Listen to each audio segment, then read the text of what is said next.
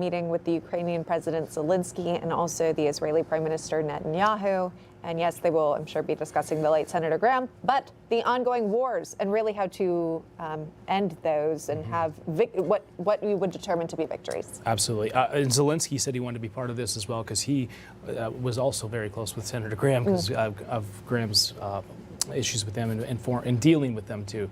So yeah, as you say, there's a lot happening here in D.C. and then we're also waiting on the Dr. Fauci testimony. Oh yeah, we keep reading these diary entries. There's a lot of material to go with. So that's going to be tomorrow morning with Senator Paul and Dr. Fauci in the hot seat. So we'll be tracking it all. Absolutely. That will do it, though, for us. It takes time to ask questions and understand. Focus Today does just that. We give you an hour so you can understand better.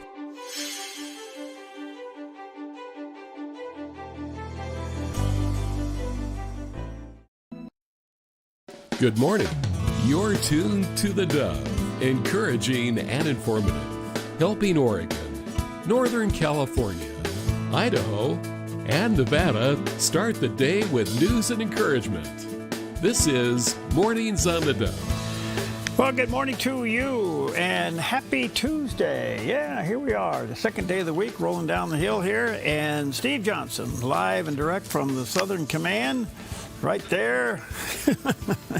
I have dismissed the generals, and they're going out and perusing the streets of Tucson. There you go. Good. Well, you need that down there. Any monsoons lately?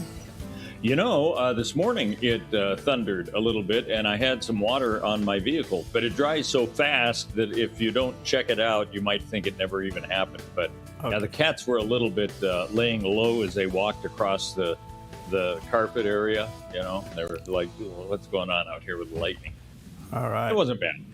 Well, good morning. Good to see you. A lot going on in the news. There always is. Temperature-wise, we're kind of, at least here, holding it just below the 90 mark, and we're happy for that. And the fire update, we'll give you a fire update coming up. Some areas are still really, really bad. Some areas are slowly getting control. So we'll give you an update on it a little bit later on. Anything special today? Well, yeah, we were talking about this when I was getting hooked up here to be with you, to the staff, about what kind of chocolate do you like? Because it's National Milk Chocolate Day. Oh. Now, some people like more dark chocolate. I don't mind either. Although milk chocolate has been given kind of a back seat to dark chocolate, I like it. I think it works well. So it's National Milk Chocolate Day, but on a hot day like this, yeah, watch out about where you put it. I did find out, because I thought, is there a kind of chocolate that doesn't melt? Plastic. And there is a certain kind. Well, it sounds like it. I think it's from India. Oh. There's a certain kind of chocolate. I'd like to try it sometime, because I don't know, is that really super hard, or what's the deal? There is a chocolate, though. I'll look that up for you, and we can talk about that next hour. My favorite milk chocolate is a double caramel from C's. Oh, you do like C's. I have heard that before. Yeah. It's called the double. Often? It's a double caramel in milk chocolate. Combination of two good things. Wonderful. That's great. Why don't you have it today? It's National Milk Chocolate. Okay, I might have to do that. Well, it's National Water Park Day as well. I mean, that's something that we all can enjoy.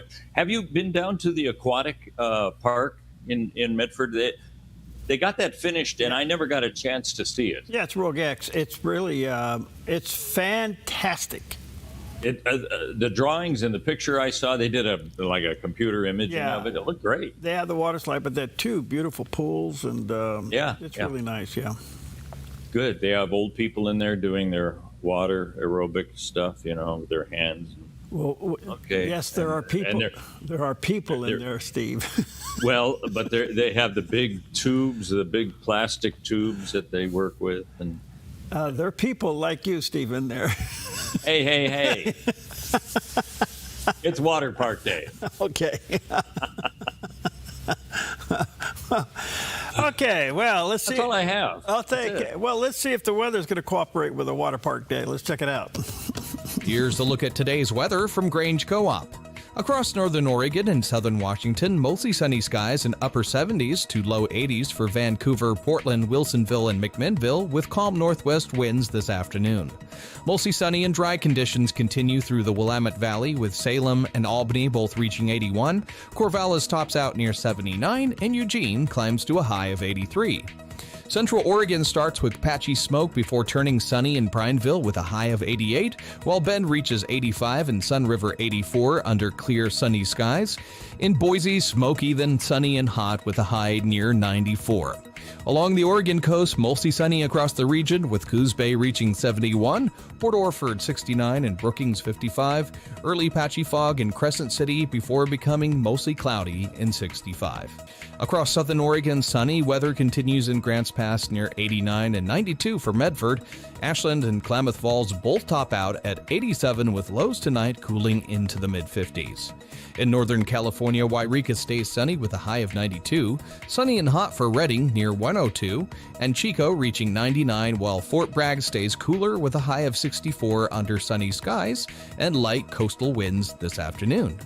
Around the Bay Area, sunshine continues with highs near 93 in Santa Rosa, 88 in Napa, 78 in San Francisco, and 85 in San Jose, cooling into the upper 50s with clear skies tonight. Across Central California, sunny and hot weather continues with Sacramento reaching 96. Stockton and Modesto climb to 94, while Fresno, Visalia, and Bakersfield both reach 98 under bright afternoon sunshine. That's a snapshot of your Tuesday weather from Grange Co-op. A little bit of a picture to the northeast of us. That's from the top of Roxanne, looking out towards Mount McLaughlin. Pretty. Sun's still quite a ways from coming up as the days are getting a little bit shorter, but we're going to enjoy a nice day in the neighborhood. Looking good. Looks beautiful. Yep. You know, sometimes we make things complicated. You know, if you want to study the book of Revelation, I think that's great. Talk to Perry about it, because it's just a little bit too complicated and, well, it's hard to understand. Let's face it. You know, that's a tough one. But not everything has to be that way. Dr. Anthony George says sometimes we need to know simply that God will always be with us, which is something he found out about. Do you remember the story of Joshua who had to take over for Moses? You may not know what that's like, but I do.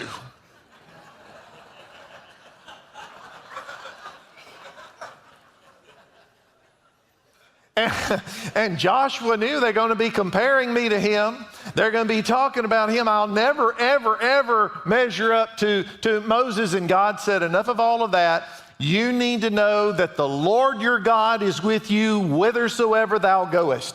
He said, I will be with you wherever you go. There'll never be a moment in your life when I will not be with you. That's all that Joshua needed. He needed to know God was with him.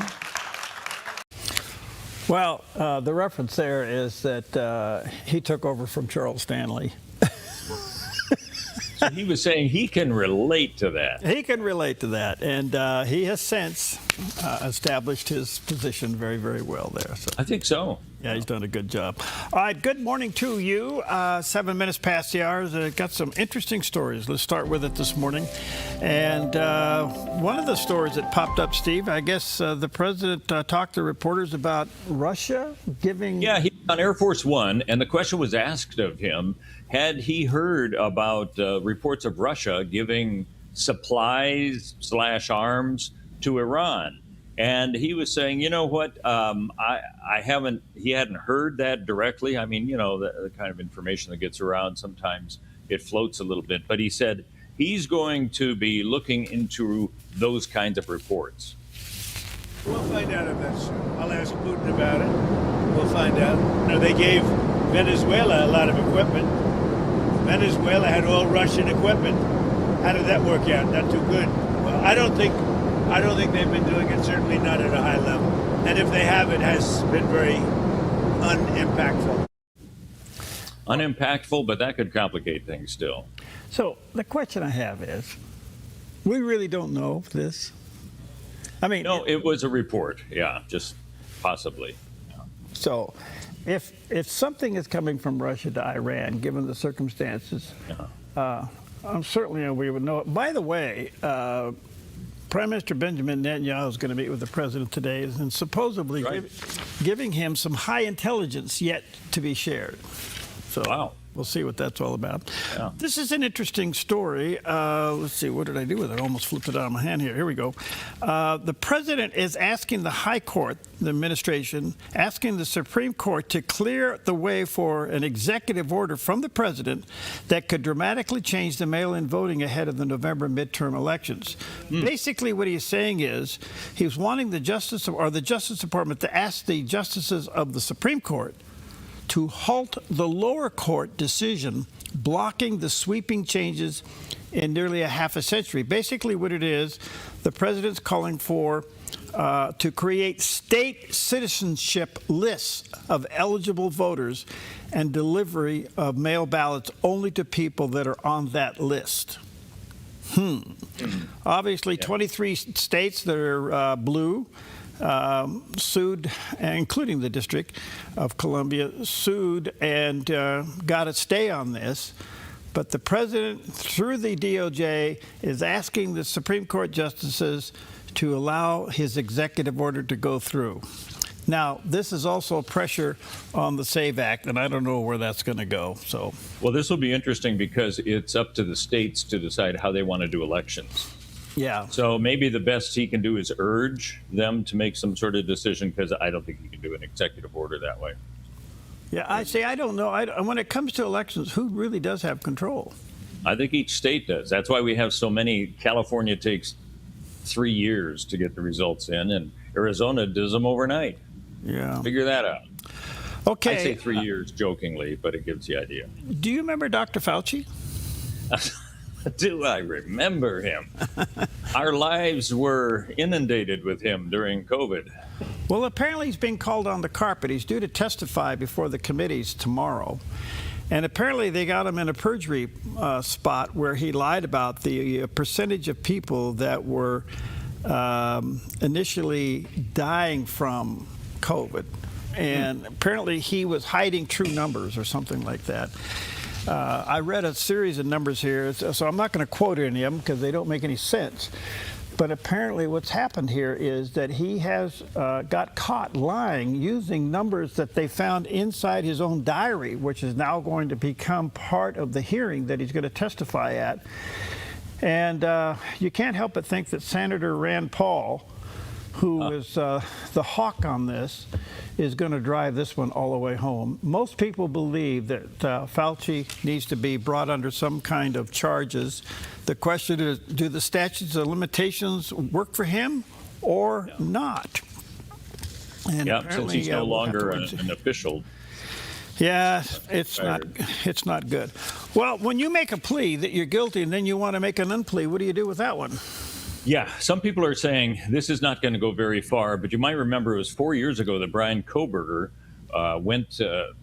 he was found guilty 4 years ago of killing 4 college students in Idaho, and he got 4 life sentences for that.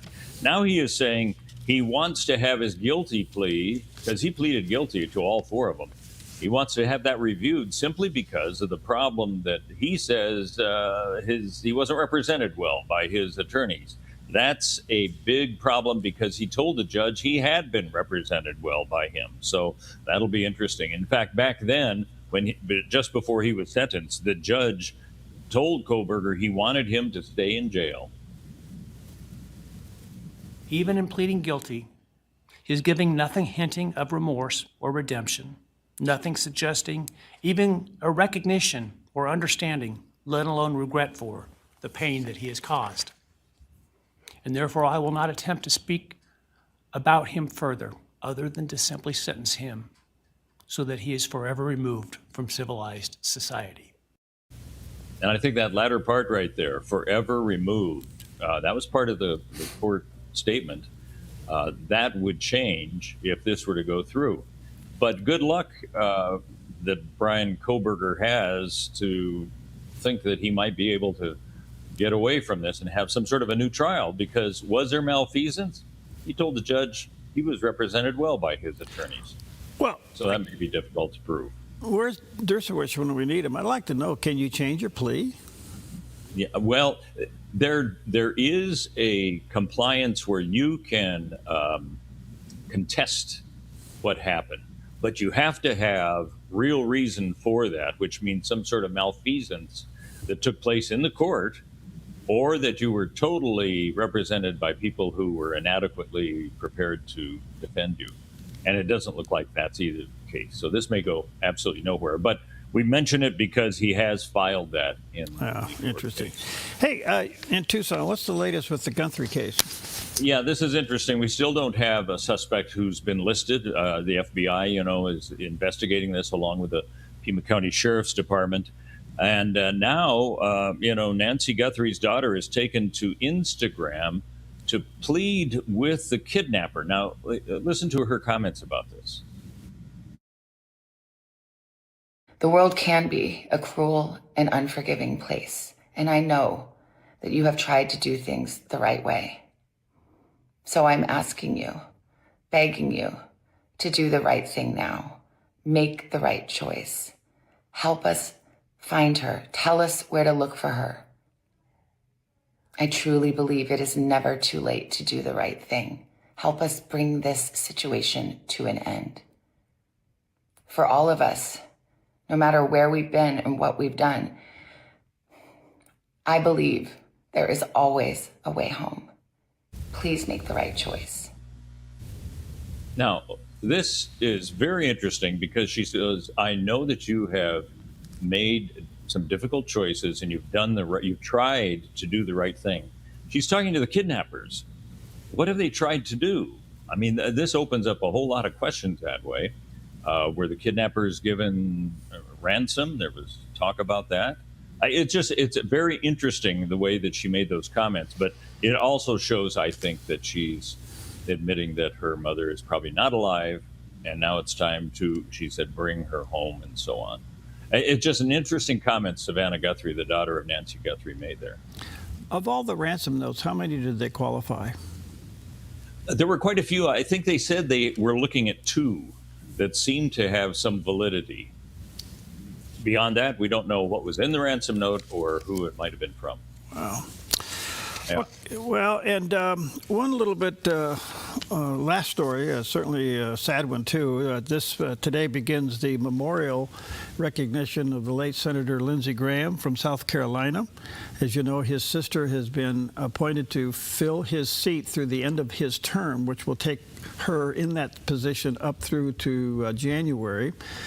There is a midterm election coming up for just the Republicans, midterm primary. They're going to do another one, which will be held in August 19th, I think, or August 9th, to see who else is going to run for the seat. Apparently, his sister is saying she's in.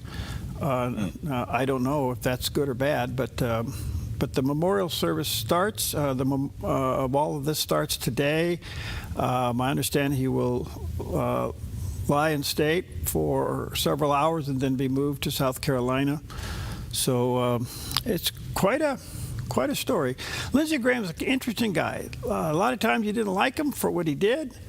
But you have to say, you really have to admire that he stood his ground for what he believed. And that's true. A lot of times he was right, and sometimes, in my opinion, he wasn't. But that's not the point. The point is he was a very strong voice. And not often does a U.S. senator get a moment of silence at the Knesset in Jerusalem.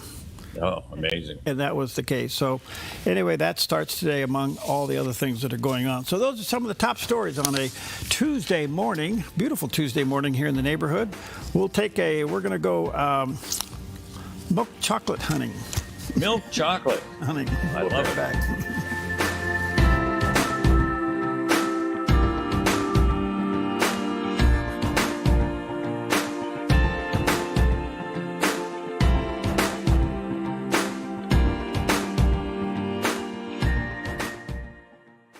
He's got the whole world in his hands, and he knows the plans for us. Above and beyond we could ask or imagine, his grace is more than enough. It's in his hands. It's in his hands. He's got the whole world in his hands. Come on, Steve. There may have never been another time in history when end times prophecy has been more aligned with the culture and circumstances of the world than it is today. I believe there are 10 phenomena we are witnessing today that were recorded centuries ago in Bible prophecy. Join Dr. David Jeremiah in his series, Where Do We Go From Here? On the next episode of Turning Point, right here on this station. Weekends on the Dove TV. A ministry moment on the Dove. Now notice when Jesus called his disciples, he never hid from them the fact that to follow him meant suffering, persecution, and death. We have a great deal of what someone has called cheap grace. Easy to follow Christ. Easy to get in the church. In Jesus' day, he called them to suffering. He didn't call them to a playground. He called them to a battlefield. He called them to war, spiritual war. And he said, you're going to suffer, and you're going to be wounded, and you're going to die in my cause, because the world is going to reject me. This world that's dominated by evil and sin will reject me. A ministry moment on the Dove.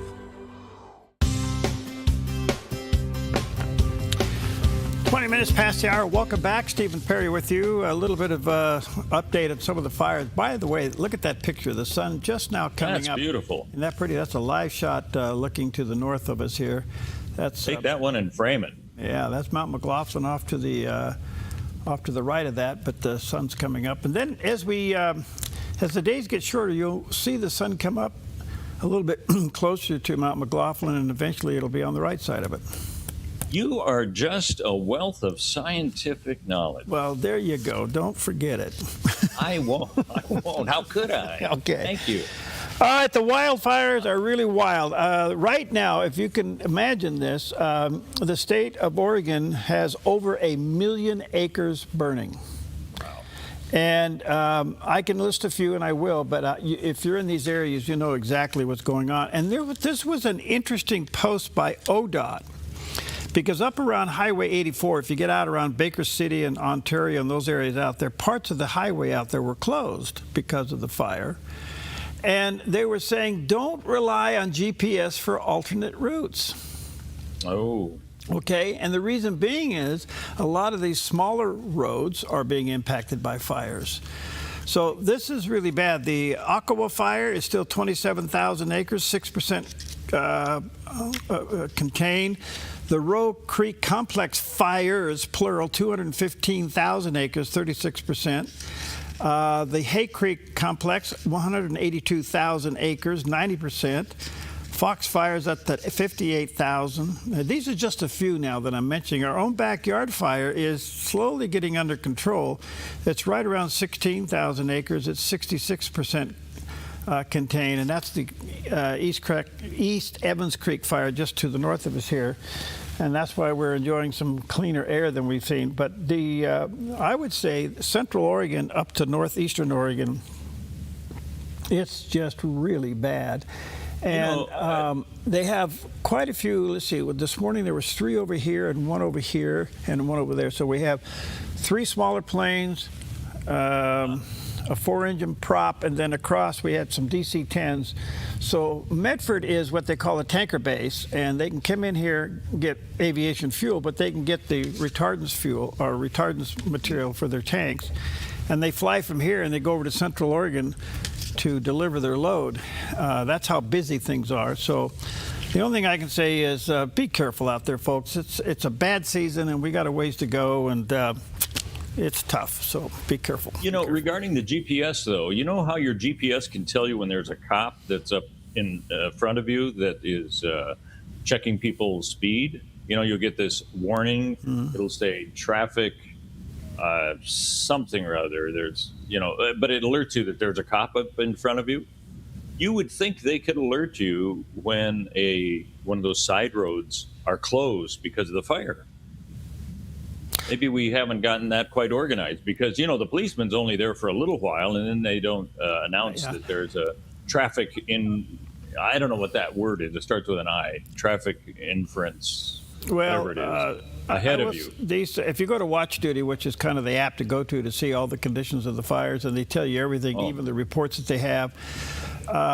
People in those areas that are being impacted, they know what to do. It's the person who wants to go through those areas to get somewhere else is not aware of just how bad it is. Yeah. Let me tell you, Central Oregon is in serious condition. I mean, just in and around Redmond and around Sisters, you're clear up around Baker City, Ontario. Gosh, you get all those areas out there. It's just, 1 million acres is burning in this state, if you can imagine that. So that's amazing. Yeah. All right. Victor. Yes, that is amazing. Well, there's a guy who I like to listen to, Victor Davis Hanson. Yeah. He's a historian. Yeah. And now he's kind of taken on a role as an advisor as well. Before, he'd just tell you about history, and that was fascinating. So now I like to hear what he has to say. And to tell you the truth, I think he's more interesting than Mark Levine. But he was on Liberty with Levine, okay? Yeah. I'll just tell you, a little bit of Mark in my life goes a long way. That's just my view. Somebody else might like him, but I know exactly what he's going to be saying. But then when you have somebody like Victor Davis Hanson on there, well, now it perks my interest. Anyway, on that show, he gave a historical perspective of the Middle East and what led President Trump to tackling what he said nobody else was willing to do.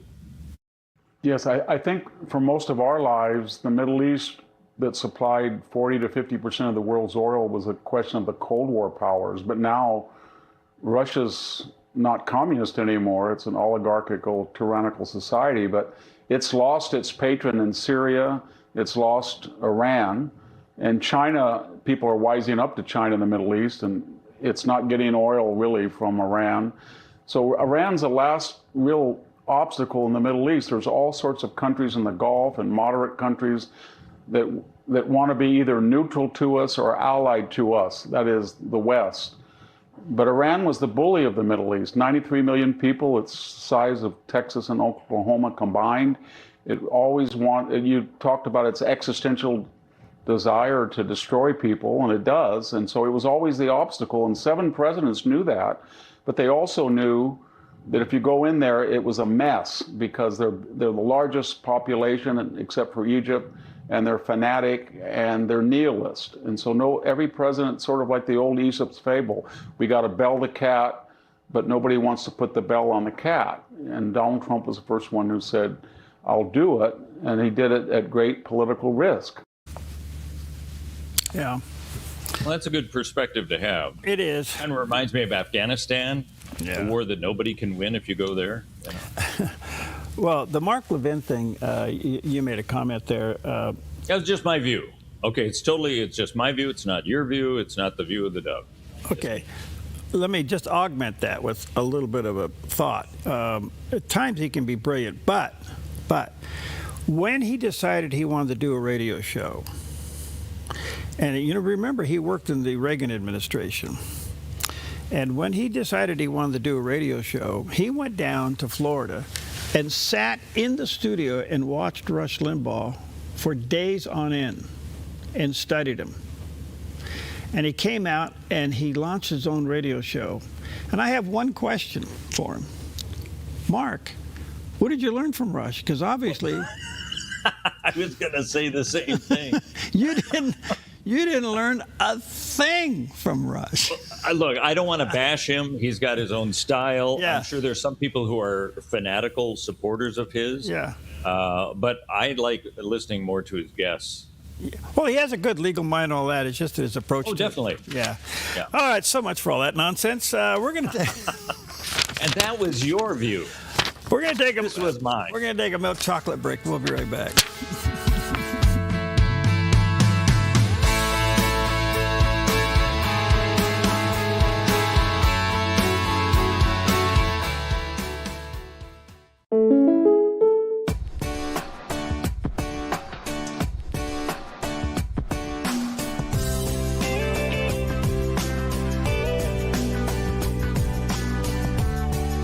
Combining your home and auto insurance could save you time and money. And who doesn't like that? Want surprisingly great rates on auto, home, and life? Now's the time to call State Farm agent Rory Wold in Medford. Like a good neighbor, State Farm is there.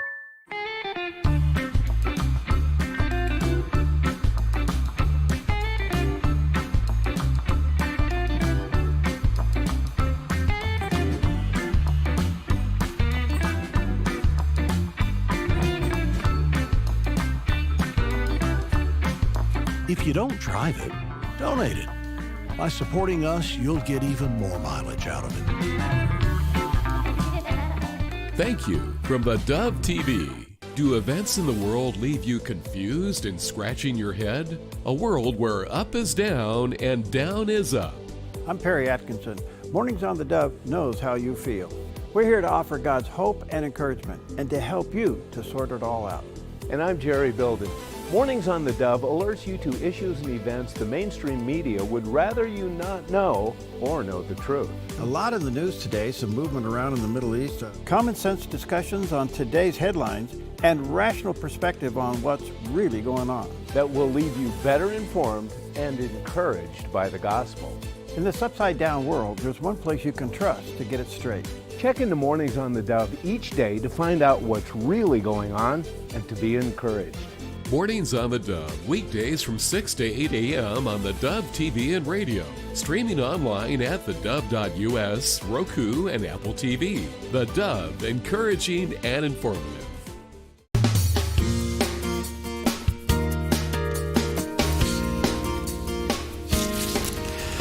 Okay, welcome back. And did you ever hear the name of Colonel Rob Maness? Yeah, it sounds familiar, but what's the context? I can't. I think he ran for senator in Arizona and lost. Really? Yeah. Must have been a while ago. He's a retired.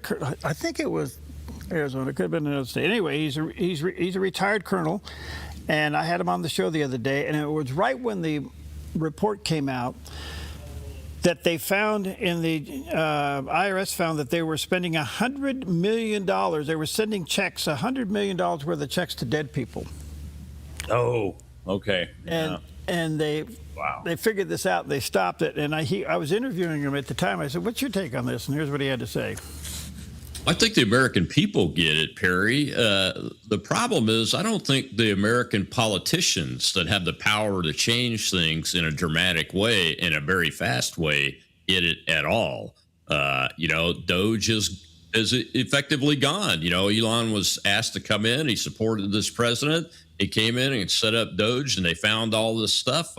And now he's gone. And his team is pretty much suppressed, from what I can tell. We keep finding these fraud efforts and those kind of things, but we never see the actual legislation that stops the money flow and then removes it from the budget. There's two actions that have to happen. You have to stop the money flow, and then it's got to be removed from the budget, or it'll come back to life, because our Congress likes to use these things called continuing resolutions instead of passing the appropriations budgets that they're supposed to pass every year. That's pitiful. That is pitiful, because the American people see it, and we're disappointed. There you go. Yeah, that's a good point. Yeah, got to get it out of the budget. All right, let's check in with CBN News. They have the latest on the pause of the action there in Iran. Let's see what they have to say this morning. After 2 weeks of fighting, President Trump may be hitting pause in the strikes against Iran. But as shown by this image he posted Sunday on Truth Social, Trump is making it clear America's military posture in the Middle East hasn't changed, even as he gives more time for negotiations. As the president said, we are locked and loaded. Even more assets are going into theater. But he's giving talk some space. He's giving it a little bit of room. Despite reports of dwindling munition stockpiles, the Trump administration says the U.S. military is poised to attack should diplomacy fail. We are rebuilding with cheaper, faster, more technologically capable as we are conducting this campaign. And so there should be no doubt that the military has what it's needed and is moving even more assets into the region. Iran is also pausing strikes, but warning it will expand the war if the U.S. resumes. resumes. Israeli officials believe President Trump will eventually be forced to escalate the conflict, arguing Iran is unlikely to make the concessions Washington demands. Israeli Prime Minister Benjamin Netanyahu left Jerusalem earlier today to meet with President Trump tomorrow.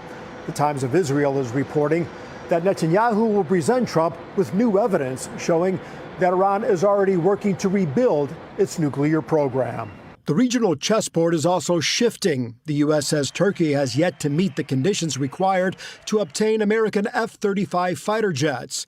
And while Syria's new leadership is now seeking a security agreement with Israel, a fragile four-year truce between Saudi Arabia and Yemen's Houthi rebels appears to be unraveling. But one of Prime Minister Netanyahu's sharpest battles right now isn't in the Middle East, it's in New York City.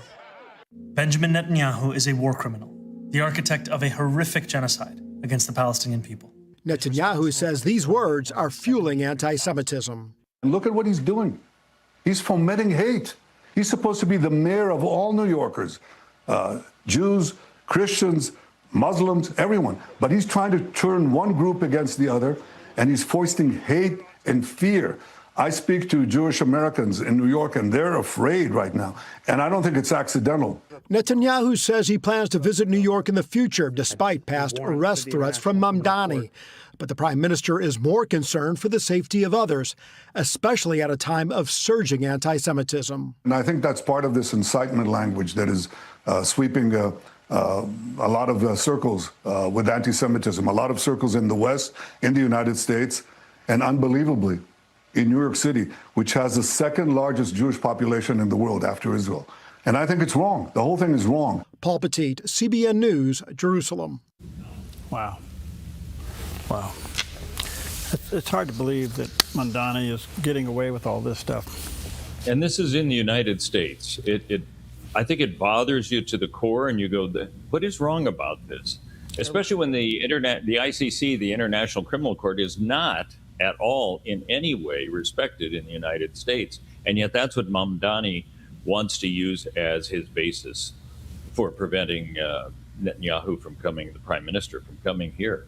But it just seems so ridiculous that you have a mayor in the big city of New York making these kinds of comments. We'll see how far this goes. It doesn't necessarily go everywhere. Remember a primary right here in Arizona that had a socialist candidate. He lost in the Democratic primary significantly just a week and a half ago. Or just a week ago, I guess it was. I know. So we'll have to see what happens. But you know what? We got to pray for the United States.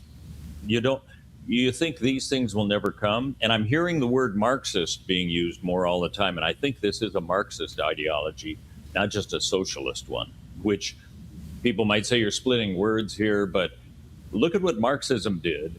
And even Polina, her grandfather, and so many others there were, 30 million Russians who were killed because of the Marxist ideology that took root in Russia.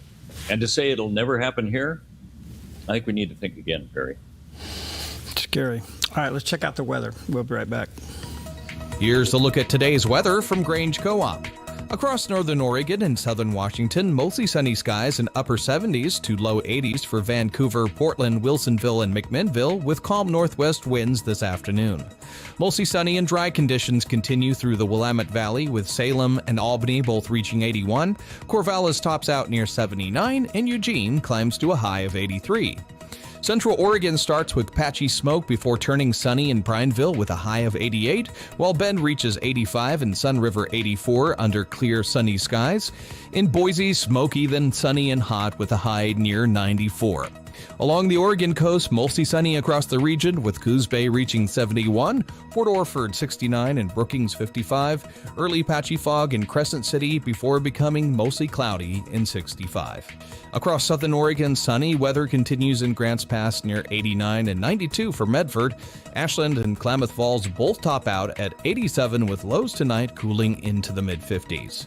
In Northern California, Wairika stays sunny with a high of 92, sunny and hot for Redding near 102, and Chico reaching 99, while Fort Bragg stays cooler with a high of 64 under sunny skies and light coastal winds this afternoon.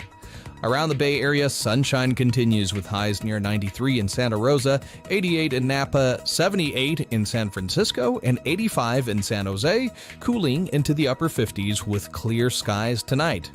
Across Central California, sunny and hot weather continues with Sacramento reaching 96. Stockton and Modesto climbed to 94, while Fresno, Visalia, and Bakersfield both reached 98 under bright afternoon sunshine. That's a snapshot of your Tuesday weather from Grange Co-op. Well, we've got a historical story that I know nothing about. So let's find out what Jerry has to say about this day in history. Sharing information with Iran targeting U.S. troops. Well, who said what? Okay, hold on here. We're I think we've got something else here. Yeah, we got some problems here. Sorry about that. Let's I don't think we have a history day today. But I can tell you one thing we do have. The Buffalo Soldiers. You remember hearing about them? It was 1866. They were organized, and it was the first black cavalry in the United States. And Bob Marley sang a song about the Buffalo Soldiers. You might have heard that, you know. But it was the first black contingency in the military that happened on this date, 1866. So there's our historical feature. Thank you, Jerry. There we go. Thank you, Jerry. All right. Well, there's more questions about has Russia supplied Iran with equipment and troops? And Secretary of State Marco Rubio was asked that question, and here's his response. Sharing information with Iran targeting U.S. troops. Well, who says that they are? Are they not? Who says they are? Pike said the knowledge that Russia was enabling in some ways, Russia and China. Yeah, but that's a different question from what you just asked me. Who said that they're doing There's that? been reporting that there's... Reporting in the media? Yeah. Oh, then it must be true. So is It's in the media. It's a leaker. I'm not going to, let's imagine that were true. I certainly wouldn't discuss it in the press. I've already told you guys yesterday something, and I was very clear about it. Nothing that Iran is doing, nothing that anyone's doing to help Iran is in any way increasing their ability to target Americans. What you need to all understand, because we've explained this repeatedly, is Iran has spent the better part of 20 years not just sponsoring terrorism, but building long-range rockets, short-range missiles, and drones. And they were intending to build them a lot more. They were intending to double their stockpile of the stuff you're seeing them use now. They were going to double that. And they were going to use that and hide behind that to say, we're untouchable. We can now do a nuclear weapon, and you guys can't touch us or we'll overwhelm your air defenses, which is why the president had to address this threat. And he did, and he should have. Another president should have done it earlier. He can certainly see through all this, can't he? Yeah, well, this kind of ties in with the president when he was asked a very similar question that way. And he was saying, well, I'll talk to Putin about it. So clearly this might just be a media story, as you heard Marco Rubio kind of comment that way. Yeah. Well, Perry, I want you to know that when you say something, we listen and we investigate and we say, Perry's made a very important point that I need to look further into. And this point that I'm thinking of this time, when we had the Venezuelan earthquake and we saw the devastation of it all, you said, look at that. I wonder if any of those buildings have rebar. I've done some investigation on that because building standards in every country are not the same. The United States has good building standards. Let's face it. We all complain about OSHA, but that's why buildings are not falling down around us for the most part. Okay. Apparently, in Venezuela, they did the investigation as well, and they said these buildings, a lot of them did have rebar. Doesn't mean all of them did. And in fact, one of them, everything seemed perfect until it got down to the foundation, where the rebar, and I'm not an expert on this, I just tell you what I've read. They said it was not adequately connected to the foundation. So the building had nothing to be standing strong on. I mean, it sounds like a very biblical story here about saying, are you building on the sand or hard rock? Apparently this rebar was fine in the building, but then where it really mattered at the foundation, it wasn't strong at all, and it was put together incorrectly. And that building did fall down.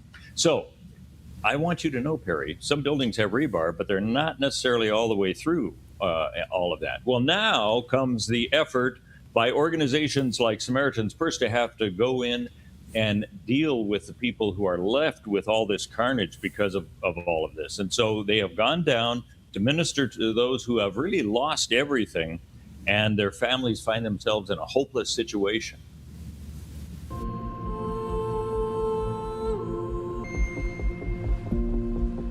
Venezuela was hit by 2 earthquakes over 7 point. We're seeing just really complete chaos around. There's fallen buildings, there's people sleeping in the streets, football stadiums around packed full of people. And there's a huge number of people that are missing. There's just an incredibly high level of desperation, but it's also an amazing opportunity for us to serve.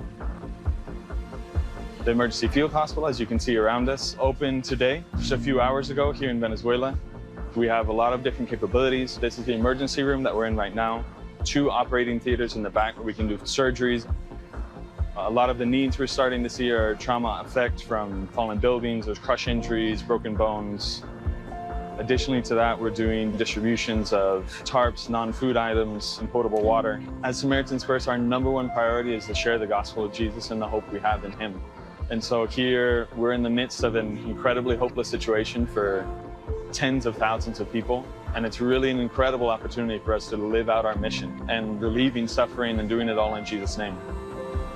Es una bendición de Dios y yo les agradezco de todo corazón, no solamente yo, sino todo el pueblo venezolano. Being in Venezuela, even under these circumstances, is just an incredible door that God has opened for us. We have wanted to do and wish to be able to come to Venezuela and serve their people where they are, where they live in the midst of their need. For years, we've been trying to. And so even in the midst of a chaos and disaster, it's really just amazing the doors that God is opening for us to be able to hear and serve in a way that we've wanted to for many years. You know, I just am stunned by this organization. They go in. You saw that drone picture there of the portable hospital that they put in place. I think every once in a while you need to step out of your zone, so to speak, and go do something totally different. I just think we get. I don't know. I can't express it. I think every once in a while you need to go down and serve mashed potatoes at the Gospel Mission to homeless people. Good point, yeah. It's as simple as that. You need to break away from the headlines. You need to break away from the loud noise and the clutter and realize that how much of our life is captivated by headlines and the news and all the stuff that just ratchets you up. And at the end of the day, it's the 2 great commandments, and the second part of it is love your neighbor as yourself. So we talk about it, but do you avail yourself to do it once in a while? So, but when you see that, these are professional people that have taken the time to give of their time to go down and work in these hospitals and do what they do, and. There's one that I know of locally that I've talked to on many occasions, comes back, and they're never the same. They're never the same. When you go to another country that has 1/10 of what you have, or less than 1/10 of what you have, and they're serving the basic needs of those people, changes your thinking, changes your attitude. Absolutely. Well, what strikes me is the commando-type operation that Samaritans Purse have. It is amazing how they can put together a MASH unit. If you remember the TV show MASH, where they had their whole compound set up for the people who worked there and the people who needed to have help, they do that, but I think even in a bigger way right there. And what you just reminded me of, at my church, there's a guy, he started this, not with the idea of doing it full time, but he found a place in El Salvador that needed water, a community. They needed fresh water. They didn't have drinking water. I mean, it is hard to really imagine that. So he would go down every year. He's done it for like 30 years now. And he's got the system down, and he's looking for volunteers. He's getting older now, and he's saying, who am I going to get to replace me to do this? And that's just one community, but they rely on him every year to come down, clean the filters. Who knows what else that needs to be done with regular maintenance down there, but also to establish new water supply systems, because they improve over the years as well. So it reminds me of what you're saying. This was not his main job.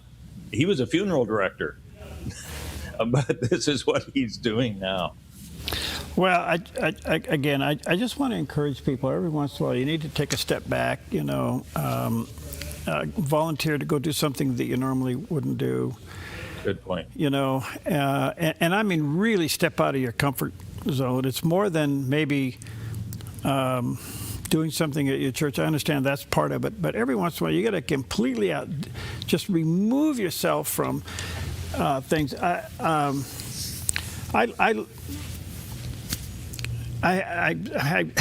can I say this? I'm not bragging by any way. Is that every once in a while I will talk to a homeless person, and your mind rushes with things and ideas, you know. But twice that I've done this, they thanked me beyond anything you could possibly imagine, and all of their thanks were wrapped up in thanking God. And you kind of wonder, you know, are these angels in disguise? Oh, that's interesting. Yeah. So give of yourself. All right, so much for all that. We'll take a quick break. We'll be right back.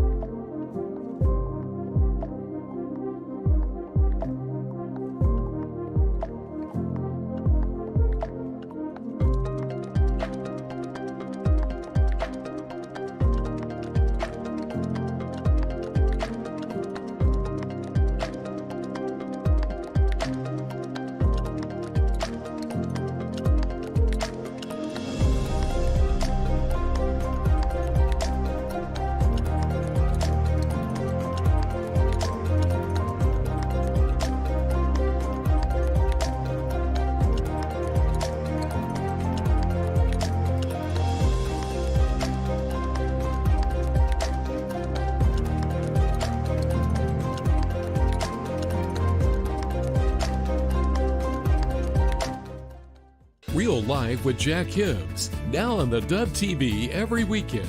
Direct from Calvary Chapel, Chino Hills, Jack challenges today's generation to understand and practice the biblical worldview, verse by verse, addressing key cultural and daily life issues. Deepen your walk with Christ to make an effective impact on your world. Don't miss Real Life with Jack Hibbs, Sundays at 10 a.m. and 7 p.m. on the Dove TV. Encouraging and informative. Welcome back. 9 minutes before the hour. Stephen Perry with you this morning. Coming up a little bit later, I'll have Richard Lyons back with us. He's a world historian, author, quite a guy. And here's the interesting topic dealing with America's founding principles and whether or not our nation is approaching another defining moment in history. With the rise of socialism in America, this is getting a lot of news, a lot of attention. It's no longer a conspiracy in the closets. It's out in the open. And I wonder if we understand it. And I also wonder if Christians understand spiritually the moment that the country's in. That's a very good question, because I think a lot of people are not aware of what we're seeing happening daily in the news, which seems to be going at a faster clip than what anyone thought, especially after these Democrat primaries. Yeah, it has a tendency in America to our headlines get tied up in politics. But if you look at the Mondani thing, how could we go from 9/11 to a mayor who actually represents the people that flew those airplanes into the building? Yeah. And I think for a lot of people, they don't even remember it. I was talking to a guy, he was 21 years old. He was born 4 years after 9/11. So for him, it's ancient history. So this 9/11 will be 25 years. Yeah. And the question is, the families, the victims' families of 9/11 are signing a petition to keep him away from Ground Zero. Mandami, yeah. And I've always said, and it's just how I saw it. I'm not a genius. I just saw it from what I saw, and that is that he's not a socialist. I think he's a Marxist myself. He's a radical Islamic Marxist. Yeah.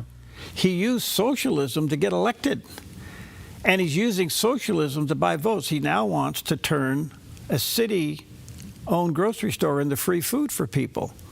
Well, when did you see that he wants to publish the names of people who have a second house in New York City? And I guess the idea is what? So you can go protest them? Well, he's running the rich out. That's what he's doing. Yeah. You know. Yeah. So anyway, the question is, are we approaching a defining moment in history? We'll talk to Richard about that. And then I'll have Craig DeRoots back with us. He's the CEO and the president and CEO of Family Policy Alliance. And even though the Supreme Court has ruled on boys playing in girls' sports, it's being challenged across the landscape with various states and school districts. And this brings up the question, if the Supreme Court makes a decision and it's violated, what's the consequence of violating a decision by the Supreme Court in America? It's proving to be nothing. Supreme Court makes a decision and people are still violating it. What do you do with that? Yeah. So we'll talk about that coming up. Good. Quite often on Capitol Hill, we hear about legislators, congressional individuals who are in a prayer meeting. And you go, wow, I didn't know they had those kind of prayer meetings. And a lot of times, the only time you'll see is the chaplain who will get up and pray. Well, guess what? HUD Secretary Scott Turner, he talks about the power of prayer for our country. The power of prayer has been evident in our country. How many know that prayer is our greatest tool?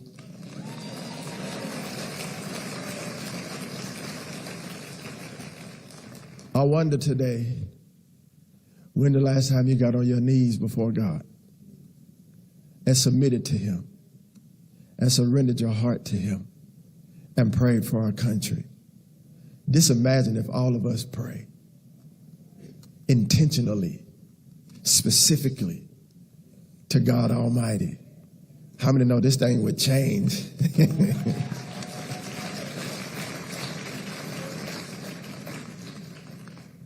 Prayer has been evident in our country since our founding.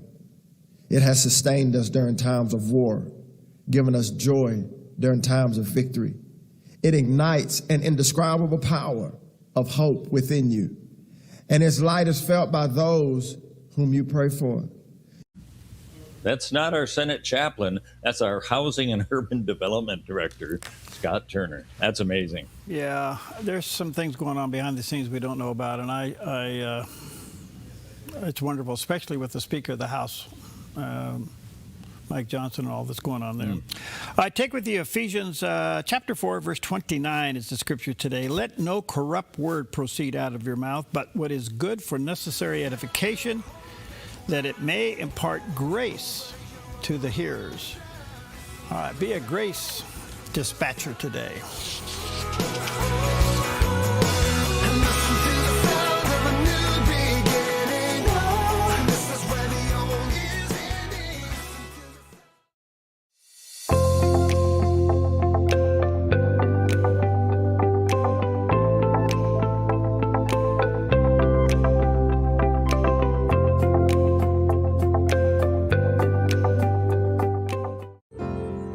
Come fall in love with Northridge Senior Living, where contemporary sunlit interiors meet old world elegance.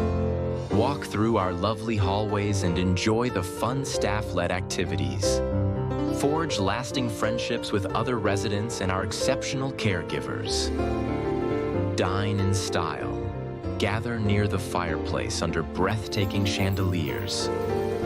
Our reasonably priced apartments are spacious with private balconies.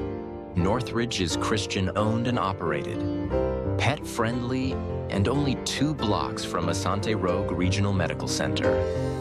On-site, in-home care is available. We also offer senior adult daycare. Your loved one can spend the day with us and the evenings with you. Northridge Senior Living, your home. Millions are struggling with life and their walk with God. Transformed is a groundbreaking series seen right here on the Dove TV that every week takes you behind closed doors to witness biblical counseling with real people facing real issues. It was common to me to feel like I just wanted to escape. It could be anxiety, depression, addictions, or other concerns. No issue is taken off the table. To just get the pain out of my head and out of my heart. The Bible has answers to life's problems. God's wisdom is better than man's. Lives are changed because God's hope is offered, not just treating the symptoms. It's through the eyes of faith. Trusting what God says and being willing to obey what God says, even if it's not what you immediately feel. Join Dr. Greg Gifford and see lives transform from brokenness to wholeness. Mondays at 8:30 and Thursdays at 5, only on the Dove TV. Most people have no idea what their money is funding. That's why it's so important to know who you're investing in and what they stand for. At Financial Issues, we help Christians invest with biblical values. Our daily live broadcast covers the economy, markets, and even politics through a financial lens grounded in a biblical worldview. Watch Financial Issues daily at 5 p.m. Pacific Time right here on the Dove. Find answers to life's biggest questions with pastor and author Bayless Conley, Tuesday, Saturday, and Sunday on the Dove TV.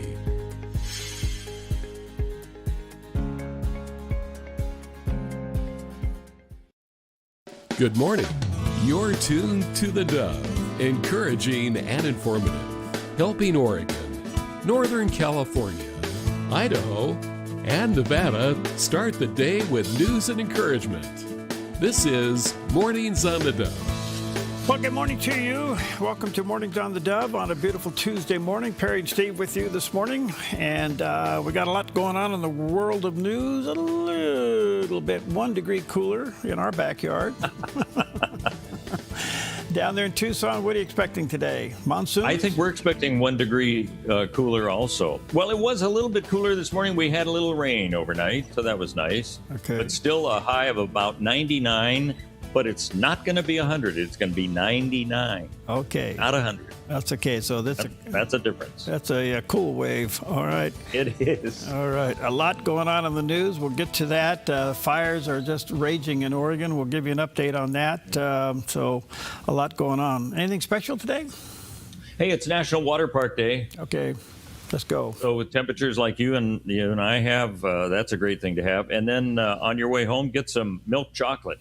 Don't let it melt in the car, though. It is Milk Chocolate Day. And although some people like dark chocolate, I like them both. Mm-hmm. But milk chocolate is good. I like it. Some people say, oh, it's an inferior kind of chocolate. I don't know. Been around for a long time. Yep. Other people like it, too. All right. I like it over caramel.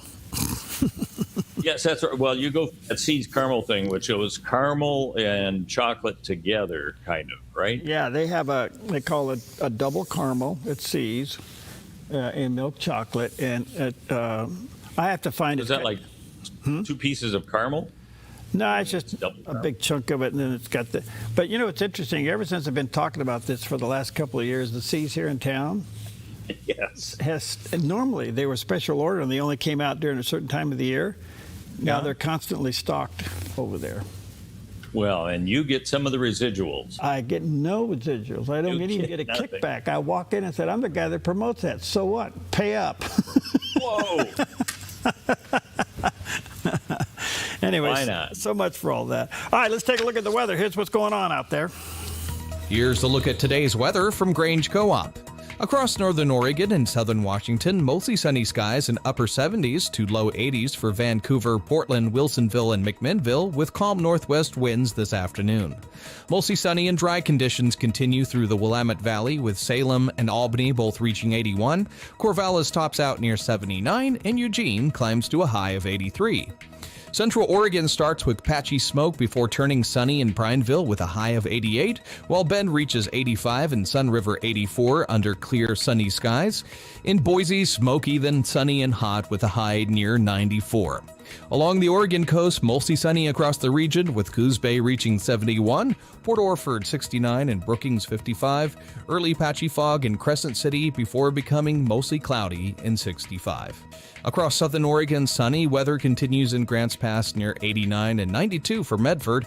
Ashland and Klamath Falls both top out at 87 with lows tonight cooling into the mid-50s. In Northern California, Wairika stays sunny with a high of 92, sunny and hot for Redding near 102, and Chico reaching 99, while Fort Bragg stays cooler with a high of 64 under sunny skies and light coastal winds this afternoon. Around the Bay Area, sunshine continues with highs near 93 in Santa Rosa, 88 in Napa, 78 in San Francisco, and 85 in San Jose, cooling into the upper 50s with clear skies tonight. Across Central California, sunny and hot weather continues with Sacramento reaching 96. Stockton and Modesto climb to 94, while Fresno, Visalia, and Bakersfield both reach 98 under bright afternoon sunshine. That's a snapshot of your Tuesday weather from Grange Co-op. A little bit of a picture on the east side looking westward this morning, and you can look right across our valley. It is clear. A little bit of a heat haze there, maybe a tad of smoke mixed in, not much, but be careful out there. Be careful out there. Barry, you and I had a friend recently who died, who you wonder the legacy you're going to leave. What is that going to be for other people? His was encouragement. He said, you know, people just want to be appreciated. So are we doing that? Do we appreciate the people around us that we work with, work for, who work for us, the whole combination, even your family, that kind of thing? So that's one thing. I think of another thing that Dr. Anthony George reminds us of, and it has to do with being appreciated and not being alone. And he said, some much comfort is needed for a lot of people who need to know that they really are never alone. The author of Hebrews quoted Jesus when he said, these are the words of Jesus, I will never leave you nor forsake you. And then one of my favorite promises that Jesus himself gave is it's almost like a footnote. We don't even read it or talk about it much when we're talking about what we call the Great Commission. You know what the Great Commission is in the last chapter of Matthew, where Jesus said, go and make disciples of all nations. You get people saved, in other words. Baptize them in the name of the Father, the Son, the Holy Spirit, teaching them to observe all things that I've commanded you. And we usually stop right there. Get people saved, get them baptized, and teach them the Bible. But that's not where Jesus stopped. He ended the Great Commission in Matthew 28:20 by saying this, and lo, remember, I am with you always. How often is he with us? Is he with us some of the time? Is he with us most of the time? He's with us always, even to the end of the age. Yes, he is. Reminder. Yep. All the time. Good stuff all the way around. All right, good morning to you. Happy Tuesday. Let's take a look at some of the top stories on this Tuesday morning. And there's discussion as to whether or not Russia is helping Iran. And I guess you caught up with the president on this one, right? Well, he spoke in two places on Air Force One to people who asked him about that. And he goes, well, I'm going to look into it. I'll talk to Putin about that. It's like, okay, well, you do that. That will be interesting. I'm sure you'll get the real scoop from him on whether he's giving Iran supplies or not. And then he was on his way to talk to the people at General Motors at the manufacturing plant. And he said in Michigan that this whole thing of the Iran war that seems to be kind of on and then off and so on, he says so far Iran seems willing, at this stage anyway, to talk about ending the conflict. We have destroyed their Navy. We've destroyed their Air Force. We've destroyed their leadership. We've destroyed their anti-aircraft weaponry. Their drones are being made at a rate of about 7%. We destroyed most of their drone manufacturing capability, their missile manufacturing capability. And right now they're talking to us about making a deal. But if we didn't do it tough, there would be no talk. We'll see how it turns out. Right now they have very friendly negotiations going on. Well, we've heard that before, so we'll see. Yeah, how many times have we heard that one?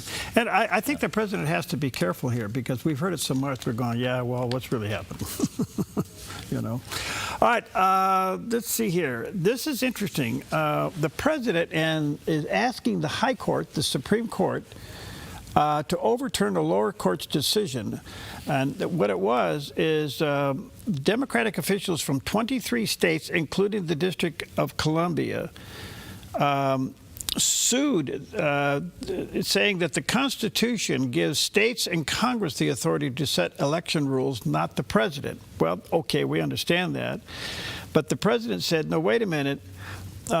We want you to stay that and go with what they're calling a state citizenship list. In other words, each state has to create a state citizenships list, and only eligible voters can get a mail ballot whose names are on that list. So can a presidential executive order stop a lower court's decision and come back and say, well, the states has a responsibility to clarify that it's a citizen voting? So that's kind of the conflict. I don't know where that's. And that's all in an effort to know that only qualified people are actually casting ballots. Well, I have to say this is shameful in the sense that we can't get the SAVE Act through Congress, especially 5 Republicans in the Senate are the ones holding that back, and that's absolutely crazy. Do you remember Dr. Fauci? I do. I remember the little guy. What? You know, he was the highest paid government official. He was paid. He's making over $400,000 a year. Yeah, he was paid more than the president. Anyway, very controversial. If you remember, Senator Rand Paul and Dr. Fauci got into it over the Wuhan lab and all of this stuff. Well, apparently they now have subpoenaed a lot of his diaries and material because he's going to start testifying before the committee tomorrow in Washington, D.C. And his own private recording in his diary reported that the figures that he gave about the death rate as a result of COVID was different than what he reported in his diary. So can they get him for lying to Congress? In other words, perjury. And does the statutes of limitations play in here? I don't know, but apparently they're going to at least bring him in, ask him all these questions, and probably give him a headache. That's about all they can do. I don't know if they can get him or not. Some people say they can. I don't know. We'll see what happens. I'm wondering why some people keep diaries like that. You know, if he didn't keep it, it wouldn't be subpoenaed. Is it government record or personal? I don't see. There's a lot to be kind of personal stuff, but they can still ask for it. Yeah. Well, you remember the arguments between him and Senator Rand Paul. Oh yeah. And they were very controversial. And look, it appears to me the guy's a snake in the grass, but but he got away with it, and that's the sad part of it. So far, he's gotten away with it. And he has since been proven wrong. So we'll have to wait and see where this is going to go. Pretty bad. All right. So what happens when you plead guilty and all of a sudden you don't want to plead guilty? What's going on with that case? That's right. It deals with Brian Kohberger, who you might recall was found guilty of killing 4 college students in Idaho about 4 years ago. It was a long case that went on.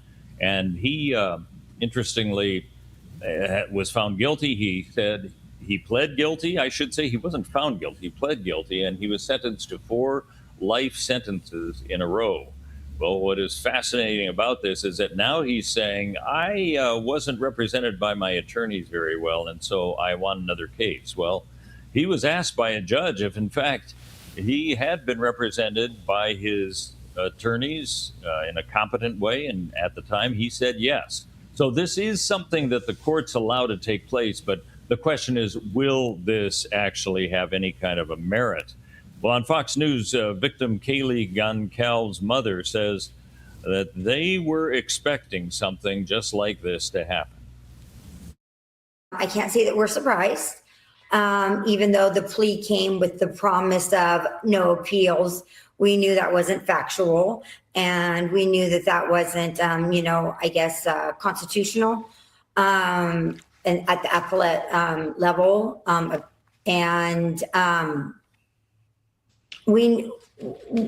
we didn't think it was not going to happen. We knew we'd be hearing from him again. Now, will they have to be at some sort of a trial? Probably not at this point, because this doesn't have to do with the merits of the case. It has to do with, was he represented accurately and competently? Was there any kind of misappropriation going on in the courtroom that was something that could be questioned? So it has to do with procedure, not with, was he found guilty just on its merits. It has to do with the actual court proceedings that took place. However, they do say that should he have some sort of another court case, he could be sentenced to death instead of life in prison. So, but a lot of the experts, I'm telling you, Perry, that I've seen have said this is probably not going to have much of a merit to it all. So it's just something that you can do. Who adjudicates a case like this? Another judge? I don't know. That's interesting. Probably the appeals court, I would think, because this is an appeal of sorts. But we'll see how all this works out. Yeah. What's the latest down there in Tucson on Nancy Guthrie's case? Well, they still don't have a suspect that they have announced at this point. However, Susanna Guthrie, the mother, or the daughter, I should say, of Nancy Guthrie, has now gone on Instagram and made a plea that apparently seems focused at the people who she thinks might have taken her mother from her mother's house, and pleaded with the kidnappers to do the right thing. The world can be a cruel and unforgiving place, and I know that you have tried to do things the right way. So I'm asking you, begging you, to do the right thing now. Make the right choice. Help us find her. Tell us where to look for her. I truly believe it is never too late to do the right thing. Help us bring this situation to an end. For all of us, no matter where we've been and what we've done, I believe there is always a way home. Please make the right choice. Now, what that choice is, it sounds like a very specific discussion that perhaps they have had with the would-be kidnappers. So we'll see what this effect, if there is an effect to all of this or not. What an interesting twist. Yeah. Well, I can't imagine what they've been living with. I mean, but what an interesting twist. Do we know, have the feds completely taken over the case now? I think it's a combination of the feds as well as the Pima County Sheriff's Department. But certainly the FBI is taking more of an active role than they had before. Whether they're the actual lead investigators or not, I'm not sure about that. I don't think that's been made known yet. Okay. Well, and one other little story here. It's not little, but Senator Lindsey Graham's memorial will start today in Washington, D.C. That's one reason why Prime Minister Benjamin Netanyahu is in town. He's meeting with the president, and he wanted to be in town to pay his respects to the late senator, which he'll be lying in state for a little while today and then transferred up to South Carolina. His sudden death was a shock, to say the least. You never knew. Well, let me put it this way. You always knew you were going to hear what he believed in. Sometimes you didn't like what he said, but he said it, and he was a strong heart and an unbelievable supporter of Israel. And the Prime Minister wanted to be here when this was taking place. His sister has been appointed to fill his seat until the end of his term, which will be in January. In the meantime, the Republicans from the South Carolina, will have to have their own special primary on August 9th to come up with a candidate who will be up against the Democrat in South Carolina. This could be a tough race. A very tough race. Yeah. So we'll see what happens. Apparently, the sister said she's going to run. I don't know if that's good or bad. Apparently, the president's kind of leaned toward her. He hasn't totally endorsed her yet, but He's leaning towards her. Trey Gowdy is a name that is floated. Other people from the House has been floated. Who knows? But they could have a little bit of a crowded primary on August 9th.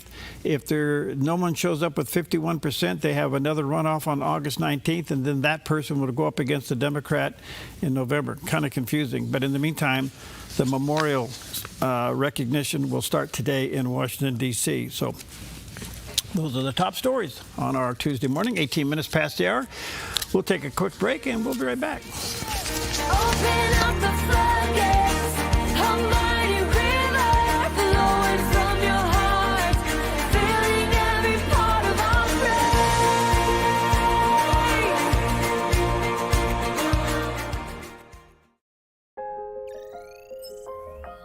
The Lennox iComfort S30 thermostat can sense changes in your environment.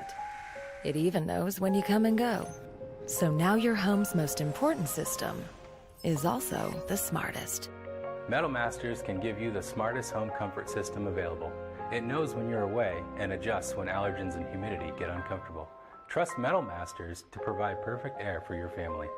Lennox. Air is life. Make it perfect. Being in business is challenging. At Network in Action Southern Oregon, we're all about real connection and real growth. We value your time with once-a-month meetings and believe in transformational relationships rather than transactional ones. We have 3 groups in the Valley, a Christian group, a Medford group, and a Grants Pass group, all filled with amazing local professionals. Network in Action Southern Oregon, so much more than just networking. Find out more at sonetworking.com. Tackling the tough issues facing America and our nation's freedom. That's Sekalo on the Dove TV.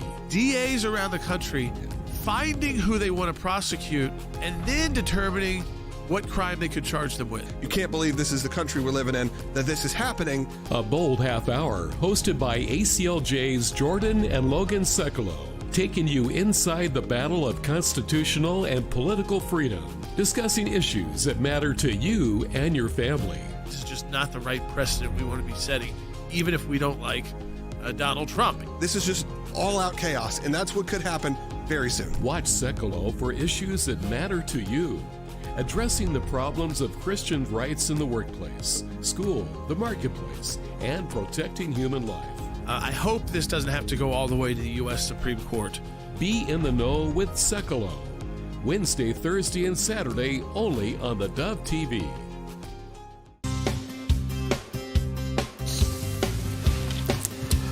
Okay, welcome back, and let's take a look at some of the backyard news, so to speak, here. We want to give you a little bit of a wildfire update, and boy, I'd have to tell you, they have exploded across the landscape throughout Oregon, central and eastern Oregon.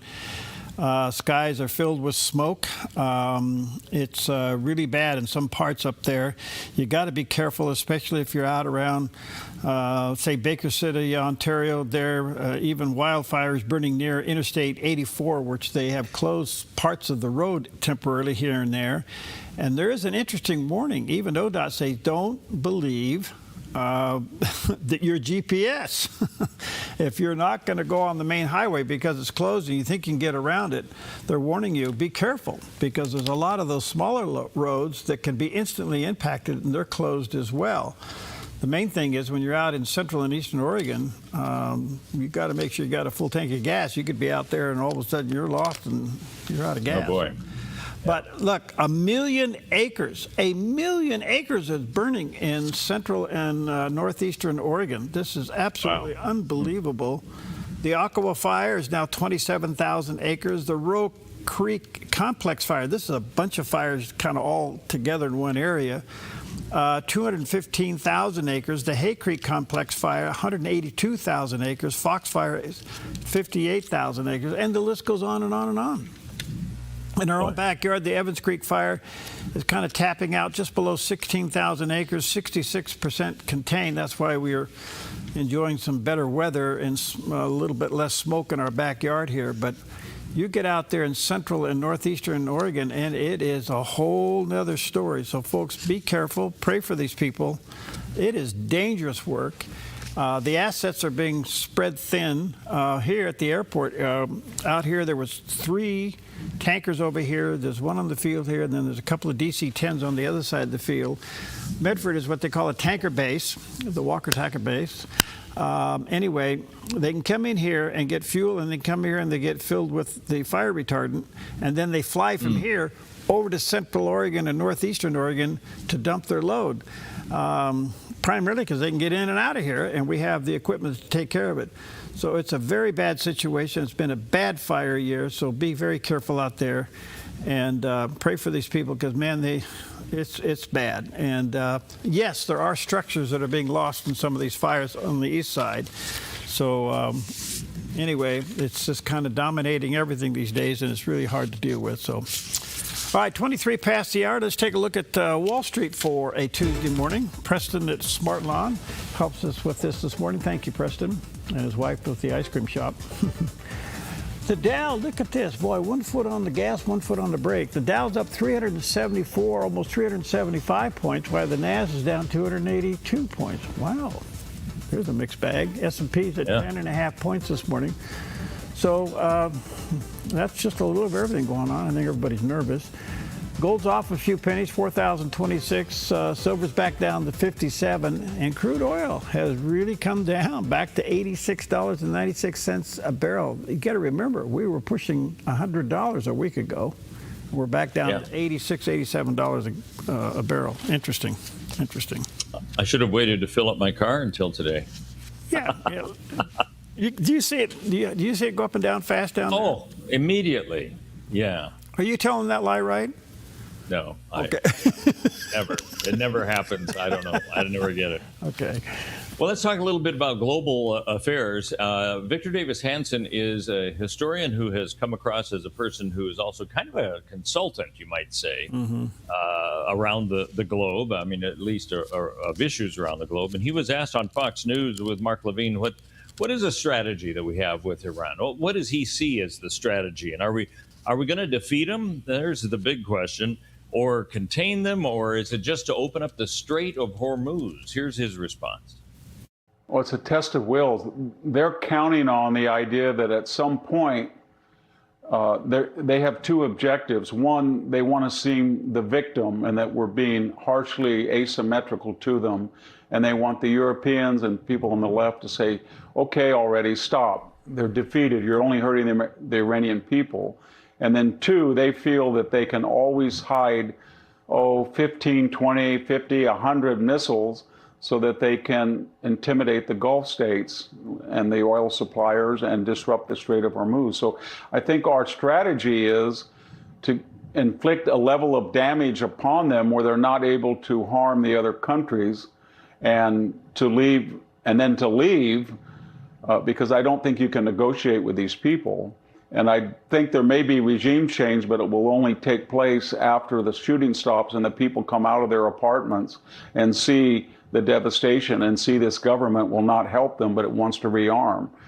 And then we leave a fleet to keep the strait open, and we supply our Gulf friends and Israel, and they will monitor it. And from time to time, I'm afraid, every time we see them in a year from now, 3 years from now, that we see activity in Pickaxe Mountain or Fordo or any of these places, then we go in and take it out.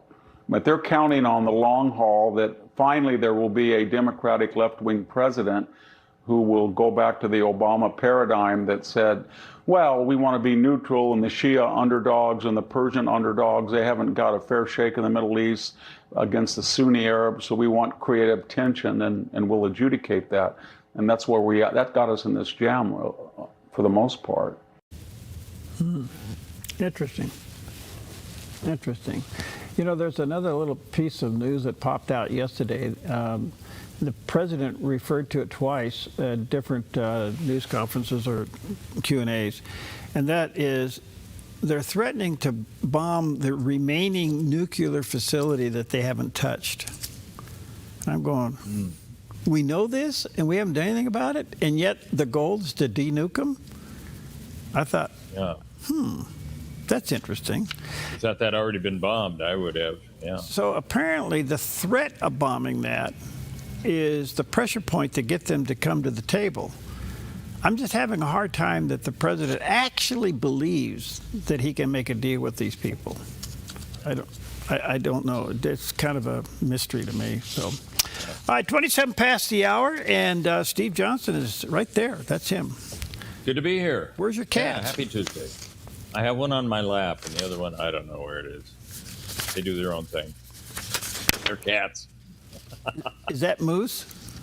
Moose is here. Yes, Moose is hanging out with me this morning. Yep. Hold him up. Oh, okay. Moosey, here you go.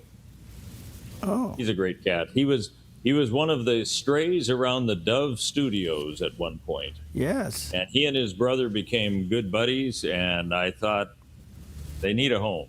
So here they are. Yeah, you rescued 2 cats underneath the bush out front of the studio, if I remember. They lived in the bush, and they got to be November, and I knew it was going to get cold, and somebody else was feeding them, and I thought, well, if no one's going to take them, they're not going to exist through winter.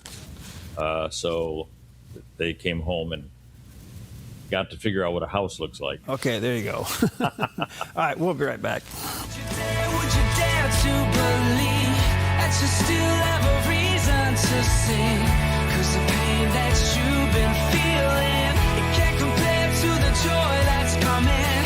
So hold on, you gotta wait for the light. Press on and just fight the good fight. Your yard is where life happens, but it can be muddy and hard to maintain. Enjoy a maintenance-free artificial turf lawn all year round with Smart Lawn LLC. No mowing, no fertilizing, no watering. Our synthetic grass is beautiful and resilient. It's certified to be lead-free, and there's no need for pesticides. Safe for your children and pets. Smart Lawn LLC has all your artificial turf and putting green areas covered beautifully. 541-941-3538.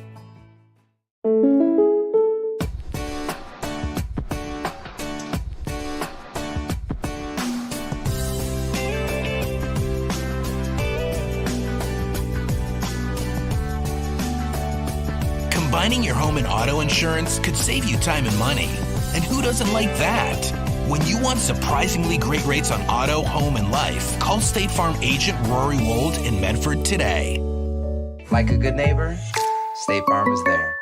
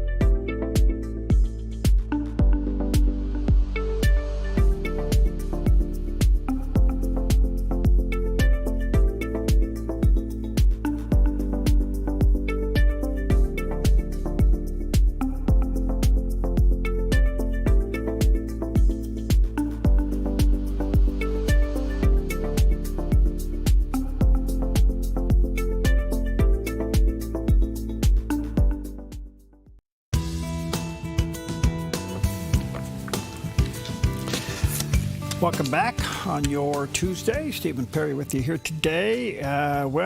Yes, Prime Minister Benjamin Netanyahu's in town meeting with the president. They're also there to pay his respect to the late Senator Lindsey Graham. And let's check in with CBN News. Julie Stahl, she has the update on this. Before leaving for the U.S., Israeli Prime Minister Benjamin Netanyahu noted it will be his 8th time meeting with President Trump, more than any other international leader. We will discuss all the issues on the agenda, first and foremost Iran. Naturally, our goal is to safeguard our security and also to expand the circle of peace around us. Israeli media reports that Netanyahu pushed the security cabinet to approve deployment of the International Stabilization Force in Gaza, even though Hamas has not disarmed, in order to firm up his meeting with Trump. Reportedly, the White House would only schedule a meeting if Netanyahu had some diplomatic achievement to present, and he chose Gaza to prove they're making progress. President Trump, meanwhile, says the Iranians really want to make a deal. Pretty much destroyed their military, They want to meet, and we're meeting. We'll see what happens. There's a chance we could make a deal. Without what we did, they wouldn't even be talking to us. Speaking to reporters on Air Force One, Trump said the Strait of Hormuz is in good shape, and if Iran doesn't make a deal, the U.S. will return to what they were doing before. He also said that, contrary to reports that U.S. munitions are running low, the stockpiles are good. We have a lot of the mid-level stuff, too. I mean, more than we could ever use, no matter what. But we have a lot. I'd like to have more, to be honest. So we're building it very rapidly. Plants are being built. A lot of equipment's being built. The Patriots in particular are being built. While Israel remains quiet, some Israelis are sending a message to the American president. Posted on several buildings along the train route through Tel Aviv are banners saying, "Mr. President, finish the job." And Julie Stahl is with us now from Jerusalem. Julie, as you said in your piece just now, many in Israel want President Trump to finish the job with Iran. What kind of attacks would that mean for Israel? Well, we've seen what Iran can do. It's missiles, drones, Israelis running to the bomb shelters, schools canceled, flights canceled, vacations canceled. It's pretty much of a lockdown of life for Israel. They have to be ready and willing to receive all of this. Also, Iran can reactivate its proxies, Hezbollah. That means rockets on northern Israel, and whatever Hamas can do, whatever the Houthis can muster. So it's not a small thing. And by the way, yesterday even, Israel shot down a drone, and today they shot down another drone along the Jordanian border before they could enter Israel. They're still not exactly sure what those drones are about. But in other words, Israel's not entirely quiet.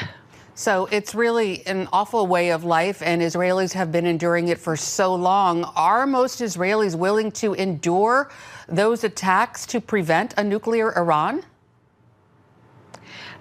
Israelis don't like war any more than you could imagine anyone would like war. They don't like running to the bomb shelters. They're afraid for their kids. But the decades, of peacemaking with their enemies hasn't really brought peace.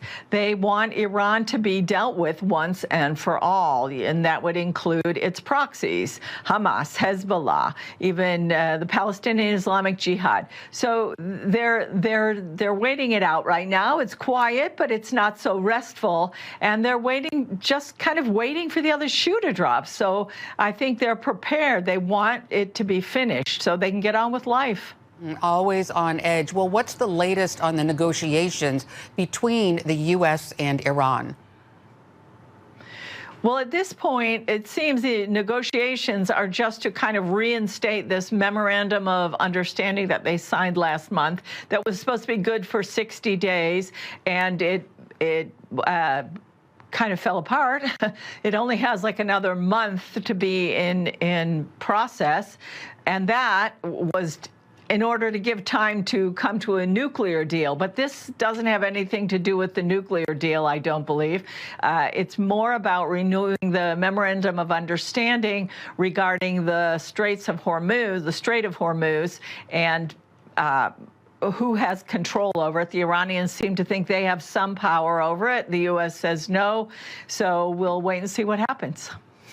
Julie, what can you tell us about what's happening with Israel and Hamas in Gaza? Is Hamas going to disarm?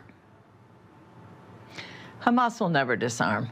That means Israel will always need to be on high alert as long as Hamas exists. Just yesterday, the IDF dismantled yet another Hamas underground tunnel route.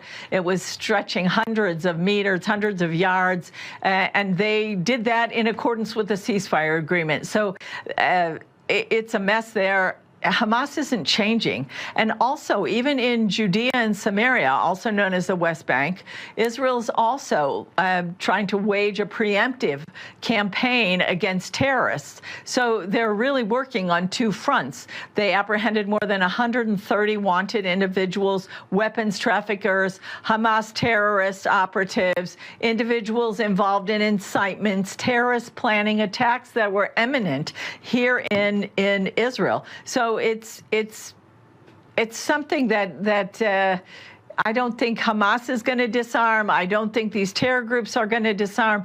There's nothing you can do to bribe them. It's really a system that operates by who's stronger. Well, you know, all we hear is you can't trust them. They don't do what they're supposed to do. They make a deal, they break it. They're not going to disarm. And every time we get to the negotiating table, they pick up their papers and they run. I don't know. Well, I think that's the state of affairs. Welcome to the Middle East. And I think that's why Israel has to always, as they even mentioned in the report, be ready for any imminent attack, really. Well, there was one line in there that said, and I'm paraphrasing it, that they're going to keep the war going. This is Iran's not wanting to make a deal. So sooner or later, they can switch world opinion that they're the victims. Okay. And that at the end of the day, we'll get a new president. It won't be Trump. It'll be somebody else. And they'll go back to where they were with negotiating with people like Biden and Obama. Especially, as that report stated, if it's a leftist president. Yeah, interesting times. All right, let's check out the weather. It's kind of interesting these days. Let's take a look at it. Here's a look at today's weather from Grange Co-op. Across northern Oregon and southern Washington, mostly sunny skies in upper 70s to low 80s for Vancouver, Portland, Wilsonville, and McMinnville, with calm northwest winds this afternoon. Mostly sunny and dry conditions continue through the Willamette Valley, with Salem and Albany both reaching 81. Corvallis tops out near 79, and Eugene climbs to a high of 83. Central Oregon starts with patchy smoke before turning sunny in Prineville with a high of 88, while Bend reaches 85 and Sun River 84 under clear sunny skies. In Boise, smoky then sunny and hot with a high near 94. Along the Oregon coast, mostly sunny across the region, with Coos Bay reaching 71, Port Orford 69, and Brookings 55. Early patchy fog in Crescent City before becoming mostly cloudy in 65. Across southern Oregon, sunny weather continues in Grants Pass near 89 and 92 for Medford. Ashland and Klamath Falls both top out at 87, with lows tonight cooling into the mid-50s. In Northern California, Wairika stays sunny with a high of 92. Sunny and hot for Redding near 102, and Chico reaching 99, while Fort Bragg stays cooler with a high of 64 under sunny skies and light coastal winds this afternoon. Around the Bay Area, sunshine continues with highs near 93 in Santa Rosa, 88 in Napa, 78 in San Francisco, and 85 in San Jose, cooling into the upper 50s with clear skies tonight. Across Central California, sunny and hot weather continues with Sacramento reaching 96. Stockton and Modesto climb to 94, while Fresno, Visalia, and Bakersfield both reach 98 under bright afternoon sunshine. That's a snapshot of your Tuesday weather from Grange Co-op. A little bit of our backyard this morning. That's at the south end, and you can see how dry it is. To the left, you would see Ashland. Around that little point out there is Jacksonville. And you can see how dry it is, so be very, very careful out there. Wow. All right. Yep. Well, to kind of further illustrate as to whether or not Russia is helping Iran, this was a question just recently brought to Secretary of State Marco Rubio, and here's what he had to say. Sharing information with Iran targeting U.S. troops? Well, who says that they are? Are they not? Who says they are? Hikes had the knowledge that Russia was enabling in some ways, Russia and China. Yeah, but that's a different question from what you just asked me. Who said that they're doing There's that? been reporting that there's... Reporting in the media? Yeah. Oh, then it must be true. So it's in the media. It's a leaker.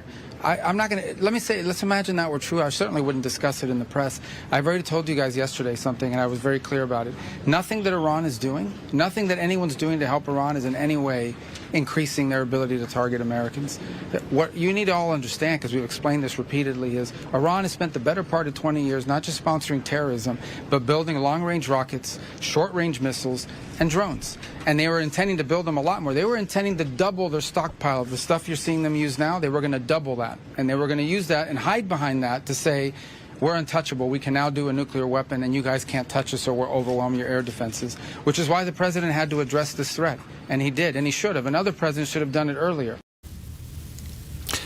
Well, he's a sharp guy, and to catch the press in what they do and asking another question with a question by asking a question and him keeping it on target, he was able to turn the table on that, but he's a sharp guy, so...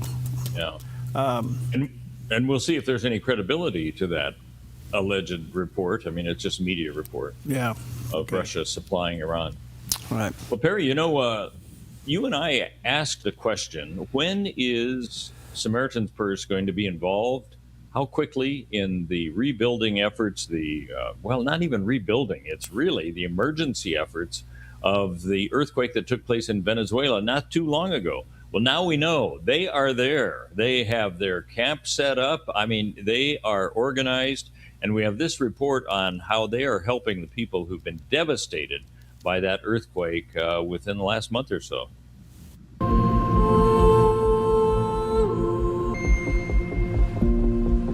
Venezuela was hit by 2 earthquakes over 7 point. We're seeing just really complete chaos around. There's falling buildings, there's people sleeping in the streets, football stadiums around packed full of people. And it's also, there's a huge number of people that are missing. There's just an incredibly high level of desperation, but it's also an amazing opportunity for us to serve.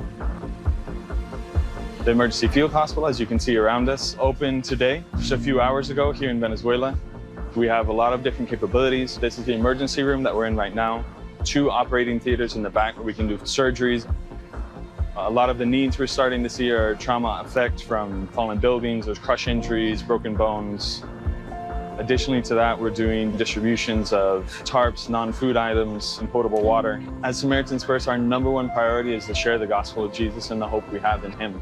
And so here, we're in the midst of an incredibly hopeless situation for tens of thousands of people. And it's really an incredible opportunity for us to live out our mission and relieving suffering and doing it all in Jesus' name.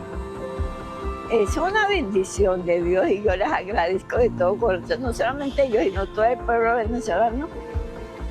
Being in Venezuela, even under these circumstances, is just an incredible door that God has opened for us. We have wanted to do and wish to be able to come to Venezuela and serve their people where they are, where they live in the midst of their need. For years, we've been trying to. And so even in the midst of a chaos and disaster, it's really just amazing the doors that God is opening for us to be able to hear and serve in a way that we've wanted to for many years.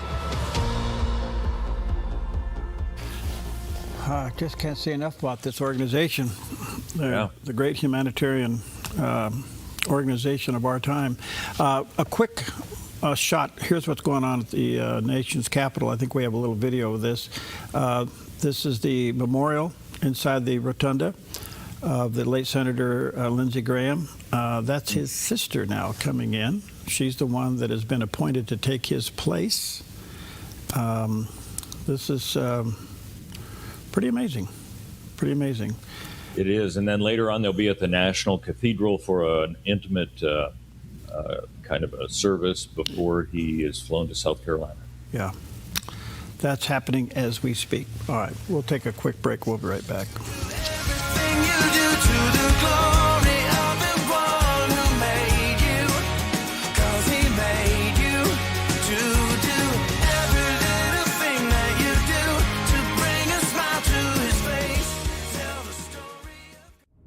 When life feels heavy, your body feels it, your mind feels it. That is why I created Organic Elements Wellness Spa, a place where wellness is not a luxury, it's a way of life. Step into our wellness lounge with a Himalayan salt room, infrared sauna, steam room, and invigorating cold plunge. Restore your nervous system, detox your body, and clear your mind. Then experience customized massage, advanced skin therapies, and result-driven facials, all designed to help you look as good as you feel. There's nothing else like this in Southern Oregon. This is your space to heal, to reset, to glow. Call today to book your private wellness party for up to 15 guests or surprise someone special with a gift certificate. Visit Organic Elements Wellness Spa on East Main Street in Medford. Book online at organicelementspa.com. Wellness is wholeness. Voted best of Southern Oregon. This little light of mine, I'm gonna let it shine, gonna let it shine. This little light of mine, I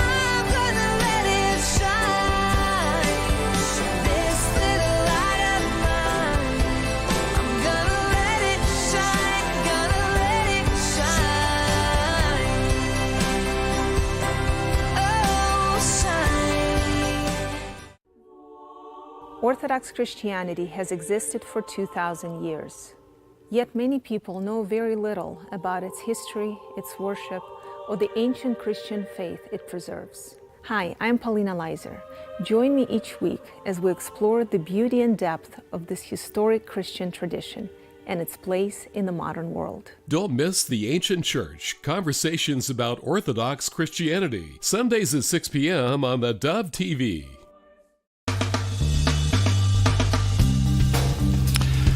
Welcome back. 12 minutes before the hour. Do you remember at the beginning of the second term of President Trump, he and Elon Musk were working together on finding fraud, and out of that came Doge, and it was just millions upon millions of dollars that were being saved and turned around and discovered that was being involved in some fraudulent way. It's just amazing to me. And then all of a sudden that ends. It's kind of stopped. Yeah. It went away. Well, in the meantime, they're discovering more fraud. Like $100 million was being paid to dead people through Social Security and other things. And the question is, all right, so we're discovering it. Can we stop it? This was a discussion I had with the retired Colonel Rob Maness. I had him on the show a couple of days ago. He's pretty much involved. He's ran for U.S. Senate, and here's what he had to say about the fraud and what we're going to do about it. At the fraud level, the New Jersey governor just had to admit that over 6,600 illegals, non-citizens, had been registered to vote in New Jersey, and 400 of them had actually voted. And that's just the tip of the iceberg of election fraud that we know is out there, and we're told incessantly by our media and our politicians, no, it's not real. It might happen, but it's not enough to change anything. Well, that's baloney. Cheryl herself in New Jersey was elected in a questionable election from my perspective. I worked on the Jack Ciattarelli campaign for several weeks with folks that I know up there. So we've got to get at that fraud. And I'll just tell you one other thing, Perry. There's an act called the Taking Care of America's Veterans Act right now that half of the veterans in the country are fighting against it being passed, even though it will fix President Trump's community care access for veterans and make it a lot easier for disabled veterans to get the medical care that they so desperately need, because VA hospitals are poorly manned and the care is just not that available. But the reason why they're fighting it is because the Republicans, what's called pay-go rules, are being used to take benefits, is what they're saying, take benefits away from other veterans. I don't believe that's true, and I support the Take Care of American Veterans Act, but think about all the billions of dollars you just mentioned, the billions that we know about in the Somali fraud up in Minnesota, the billions in the Medicare and Medicaid fraud that Dr. Oz and his team and Vice President Vance have all identified around this country, billions and billions of dollars. And our veterans have to fight over scraps to make sure that the bills that they need passed, that should have been passed years ago, are able to get passed. It's ridiculous what's going on in this country. Well, it's one thing to discover it. It's another thing to stop it. And it's another thing to defund it so it doesn't happen again. Yeah, that assuring that it doesn't happen again, that's difficult as a government gets so huge, that's for sure. It's just and we're talking billions of dollars, which is just, I guess when you use the word billion, you just check out. It doesn't register in your head what a billion is. So anyway, coming up, Richard Lyons will be back with us. Always great to talk to him. He's an amazing historian, and we'll be talking about, is America approaching another defining moment? We're seeing it not only with the whole rise of socialism, and then the socialist, what they call it, the DSA, the Democratic Socialist Party of America. Yeah. They're actually out front saying, this is who we are, this is what we want. So we'll talk to him about that. And then Craig DeRoche will be back with us, and we'll be discussing, even though the Supreme Court has ruled that boys can't play in girls' sports, it's like they didn't rule because it's still going on. What are you going to do about that? Okay. Where's the enforcement? Where's the enforcement? You know, when you think of prayer meetings that they have, every once in a while you'll hear about them in Congress, and there's a small group that meet together, and you think, well, that's probably the end of all of that. I don't think so. I think there are people throughout the administration and throughout Congress who are believers more so than what we have ever thought before. And HUD Secretary, Housing and Urban Development Secretary Scott Turner, talked about the power of prayer, he says, is needed for our country. The power of prayer has been evident in our country. How many know that prayer is our greatest tool?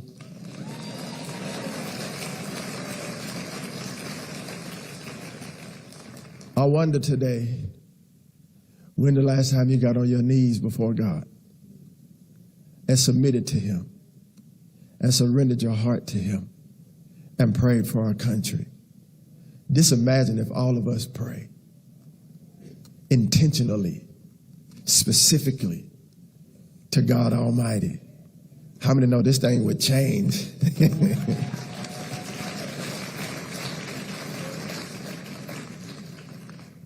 Prayer has been evident in our country since our founding. It has sustained us during times of war, given us joy during times of victory.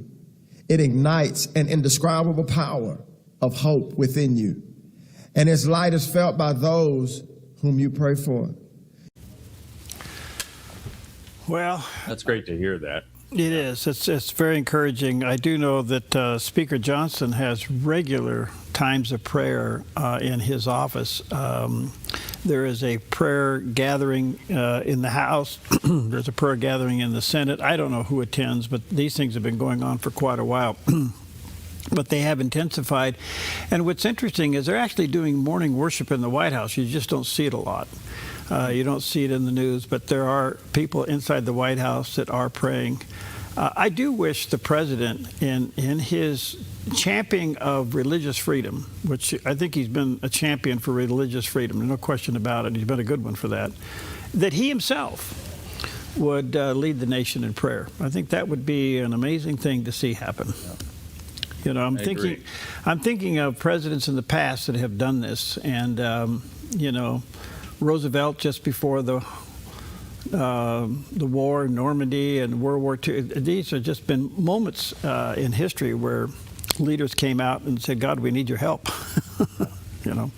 Let's go back to here's what's happening in the nation's capital in the Rotunda.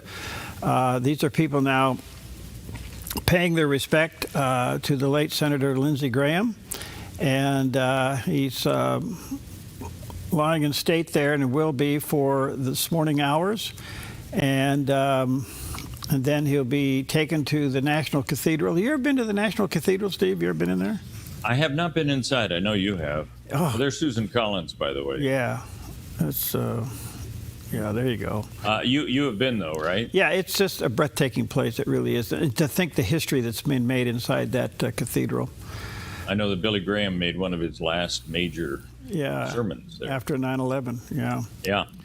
Well, anyway, so these are people paying their respect to the late Senator Lindsey Graham. Prime Minister Benjamin Netanyahu's in town primarily for this, as well as meeting with the president.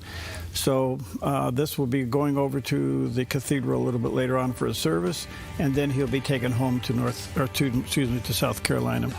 Take with you Ephesians 4:29. Let no corrupt word proceed out of your mouth today, but what is good for necessary edification, that it may impart grace to the hearers. Be nice to somebody today. And I lift my voice, unashamed of my...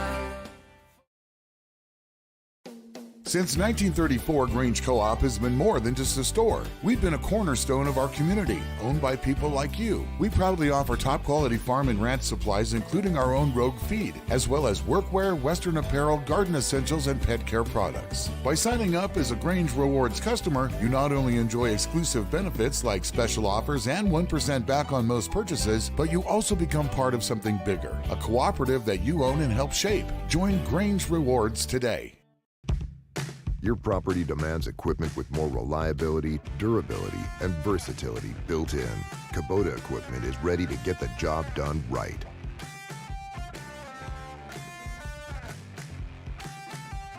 Buying or selling a home can be stressful. It's one of the biggest decisions you'll make in your lifetime. That's why it's important to work with someone you trust, someone who has the right experience and knowledge of the market. Hi, we're Patrick and Paulina Leiser with Leiser Real Estate Group. And whether you're looking to buy or sell a home, our mission is to take the stress out of the transaction and make it as seamless and rewarding as possible. Contact us today. We look forward to working with you. Having Kelly's be an automotive shop that takes care of people first is everything that you could hope it could be. Customer service and caring about others first is extremely important, and why we come here and why we keep coming here, and now why our children come here. The first experience they had with Kelly's, got in right away, took care of them, was honest with them, and they were like, I'm going nowhere else but Kelly's from here on out. And so just in one experience, you have 18-year-old kids being like, that's where I'm taking my car. Tuesday. Something is wrong with my stomach. 3 weeks of constant pain. I didn't want to do anything then but lay down. Her body was giving out. I am a fighter, and I don't just let stuff get me like that. Her faith remained strong. God, you are my healer, and I stand on that. How she was instantly healed. I jumped up, I said, that's me. Tuesday on the 700 Club, right here on the Dove TV. The Dove TV is pleased to announce we're now seen in the San Francisco, Oakland, San Jose area via a new full-power TV station, KEDB, seen on cable, satellite TV, and over the air.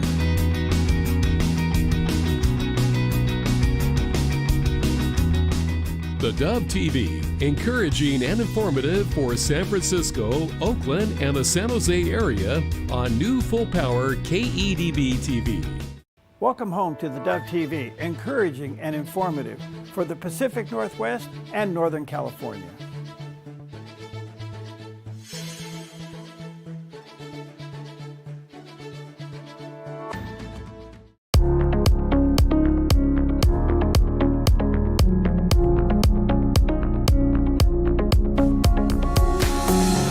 Welcome to Focus Today. I'm your host, Perry Atkinson, and delighted to have back with us. Always an honor when we sit down and talk with Richard Lyons. He's a world historian, third-generation printer who's been involved in publishing stage and television productions throughout his professional career.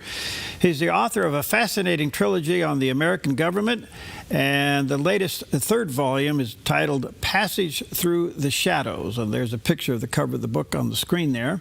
And you can get all three of these by going to richardclyons.com or look for him online as well. But his website is richardclyons.com, and you can check it out there. Richard, buddy, good to see you. How are you, friend? Great to see you, Perry. Thanks for your time. I was thinking about you yesterday in a weird way, but it was a good way. Good. No, I was thinking about your study of history and the rise and fall of civilizations, and even your writing now through these trilogies. And I wonder if do you see any parallels of where America is today and what you've studied in the past? Yes. I would equate our country today, the Democrat Party, with having a willfulness that I would equate to the French Revolution, the Jacobin takeover of the assembly when they started attacking their enemies. And when they ripped apart 1,000 years of their civilization in order to assume a monolithic power based on the mob. I think this is where, if you look at the DSA statement, their platform, their plank, whatever you would call it, that is what they are tending to. They want to get rid of the presidency, the Supreme Court, the Senate. These are things that were established at our founding in order not to proceed as the French Revolution did. It's in order to have checks and balances, and the Democrat Party, Perry, has been working, incrementally for 100 years to lessen the power of one of the checks and balances, the states themselves. They've been working very hard to bring all legislation of the country into one central place, and that being Washington, D.C. They've worked for 100 years to establish the administrative state, wherein rules with the effects of laws are pronounced and they aren't even legislated. They're enforced through the agencies. And this, again, is contrary to the idea of checks and balances. So what the DSA is, and again, you asked me what it reminds me of, they have an arrogance that I would make akin to Athens when they again became more or less affected by mob rule. They threw out all the moderating voices of Athens and attacked a fellow democracy, Syracuse, out of arrogance and hubris. And I think the Democrat Party is right there. What the difference is that they have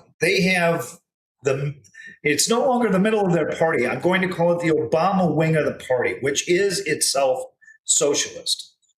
But they're trying to affect things through policy, but not pronounce it. They don't have to make it open. They can do it through the administrative state quietly, like DEI, like ESG, like the Green New Deal, which was hidden in the Inflation Reduction Act. That's the way that the Obama Democrats operate. The DSA is coming out blatantly and saying, we hate this country and we want to rip it to pieces. And we are the ones to be entrusted with the ruins. And they haven't got the education, Perry, to run a popsicle stand. I mean, if you listen to what Mamdani is saying in New York about just opening groceries, he is subsidizing groceries with taxpayer money in order to destroy his other constituents, which are other grocery store owners that aren't the city. He's going to look at all the pricing throughout the city that are owned by, like a bodega, owned by an immigrant. And he's going to say, okay, these are your prices. Our grocery store is going to offer the same thing at a 30% discount. Why? Because taxpayers are funding it. So what's going to happen? All the grocery stores around the government grocery store are going to go out of business. And this is his idea of how economics should run in New York City. It's deeply, deeply uneducated in economics and finance. Okay, so let's unpack this a little bit. DSA, the Democratic Socialists of America, they're very much now in control of the DNC. What happens to the Democrat that doesn't want to be identified with this? This is the good factor here, Perry. As we are getting closer to the midterms, it has to be asked of every Obama Democrat, do you actually believe in the same things this DSA candidate believes in? And I go to a deeper approach, Perry. How can a DSA, say these Chevalier, she won her primary, say she wins the general election. How can it is constitutional, a constitutional mandate, in other words, a law, that anyone entering into the federal government has to take an oath to protect and serve the Constitution. They have openly claimed that they want to destroy the Constitution. So how can they enter into office having taken an oath that you know they've lied to? I mean, this is what we're dealing with here. The Democrats were capable of doing this for 100 years quietly. Now it's very loud. And the question of every media person from now until the midterms has to be, do you believe in the DSA? Do you agree with what they're saying? Second, do you believe in the Constitution as it was written? It has to finally be asked of the Democrat Party, point blank, whether they love America and its founding and its Constitution and believe in the separation of powers. believe in checks and balances, believe in the Supreme Court, believe in the Senate, believe in the limitations of government. This has to be asked of every candidate, either by the Republican Party candidate or by the media. We have to see where these outrageous people are now going. Alan Dershowitz made a statement the other day. It did make news for a little while. As you know, he's been a very loyal Democrat for years and years and years. He left the Democratic Party, and then he made the statement. He said he finally believes, and I'm somewhat paraphrasing his statement, he clearly and deeply believes that the Democratic Party is now evil. Now, this is Alan Dershowitz. I don't think he throws those words around lightly. But no, he would not. You know, and he would not. He might be the best practicing lawyer in America. And lawyers pay attention to their language. And I've always had great respect for Alan Dershowitz. And he is not wrong. When you look at the anti-Semitism, when you look at what the left is doing to Christians during the Biden administration, normal Christians and certainly Catholics were being investigated by the Department of Justice and the FBI. This is not in accordance with our Constitution.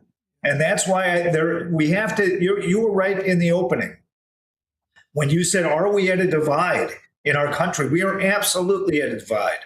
We used to have common ground between the parties for decades. And now the left has gone so far, they are drifting towards tyranny. The Republicans are going the opposite direction, actually. The conservatives are going towards a more constitutional idea, an idea akin to our founding, where the Democrats are going towards mob rule and just the sorts of policies you find in anarchy or tyranny, not in rational government. And our country, which has survived 250 years, needs to take a real good look at itself. And the persons pressing D on the ballot just because they've done it all their lives have to know that that D doesn't stand for rationality or common sense or the sort of government this country has been so successful with for 250 years. They better think about it. When reading the book, Rules for Radicals, I know you're familiar with it. Yeah. Well, basically, the book is saying use chaos to advance your agenda. And it's done that very, very well. Here's my concern. You and I can sit here and pick the DSA and everything else with the left apart and probably do so with accuracy, obviously. But my concern, Richard, is are we motivated to vote? That is one of my great concerns, Perry. I was planning on an article just before the election. And again, we're at a Y in the road. And if you think about what was suffered in the revolution, for us to have that vote, to be able to elect our own representatives, it's the difference between tyranny and liberty, the people being able to choose who are in government. And we fought to extend the franchise in the Civil War at the cost of over 1 million casualties. We fought against what the DSA represents in World War II. We fought against it during the Cold War. We fought against it through proxy wars, as in Vietnam. And now we find it in our own country, in a group of people that, again, they are severely uneducated.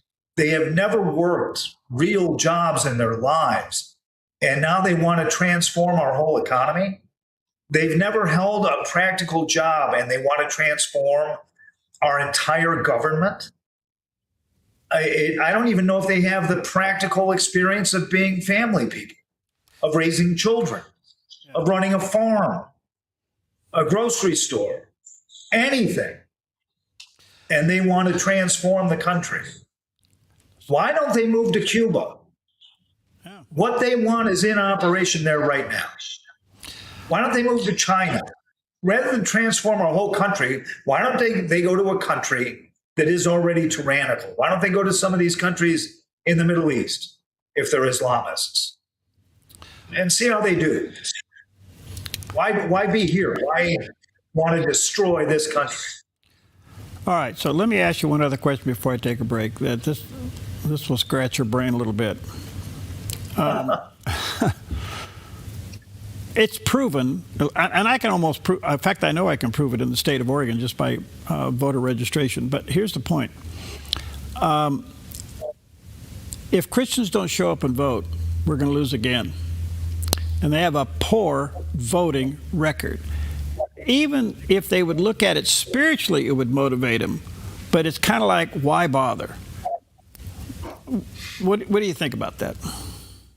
I think it's a tragedy in America that people take for granted the rights that the left is threatening. If the left is successful, during Joe Biden, all Christians were being oppressed. Under Joe Biden, political opponents were being subject to lawfare. Everything is threatened. The American economy, our right to faith, our right to a free press, our right to being a political opponent. All these things are threatened by the left now. And they have to be voted out, and voted out in such a way that a message is sent that that party, given their ultimate goal, and the DSA is pronouncing what is the goal or has been the goal of the whole party throughout the last decades, at least since Obama, that they want to pack the court. They want to allow Puerto Rico and Washington, D.C. to become states so that they hold a permanent majority in the Senate. These are things that have long been advocated. The DSA is coming out and saying, we're going to even go further than that. We're not going to be even moderate as the Obama administration, which was not moderate at all. Everybody has to vote. My God, people have fought and died for that right of ours. All right, let me take a break here. Check out Richard's website, richardclyons.com. Certainly get maybe get the whole trilogy of his American Government. The last volume, Volume 3, now is available. Passage Through the Shadows. There's a picture of the cover of the book. Check out all three, richardclyons.com. We'll take a quick break. We'll be right back. Jerry's Historical Archives. U.S. history. Great moments in time. Record breakers. Our music through the years. Historic leaders. Moments to remember. Go back in time. Back in the day. TV shows of the past. Nostalgia. It's a wonderful trip down memory lane with fun and interesting stories you might not know about. Relive the past and learn something new. Open up Jerry's Historical Archives. Weekdays only on Mornings on the Dove.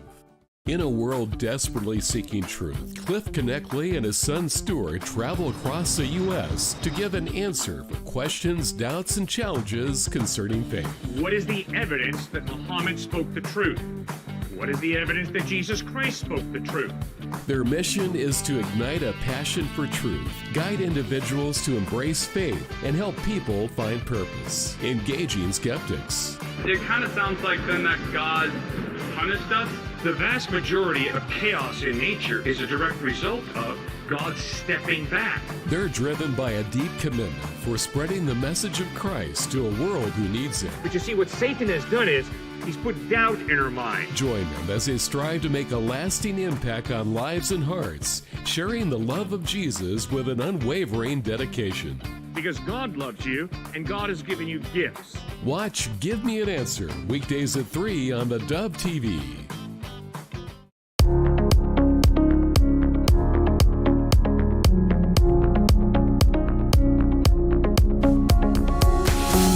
Welcome back. Always a delight to have with us Richard Lyons, world historian and the author of a fascinating trilogy on American government. And you can get all of those online. But his last one is out, called The Passage Through the Shadows. Picture of the cover there of the book on the screen. And go to his website, richardclyons.com. Richard, I want to kind of focus back on headlines a little bit.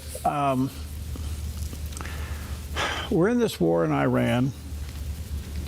And being the historian that you are, it doesn't appear we can leave this war undone.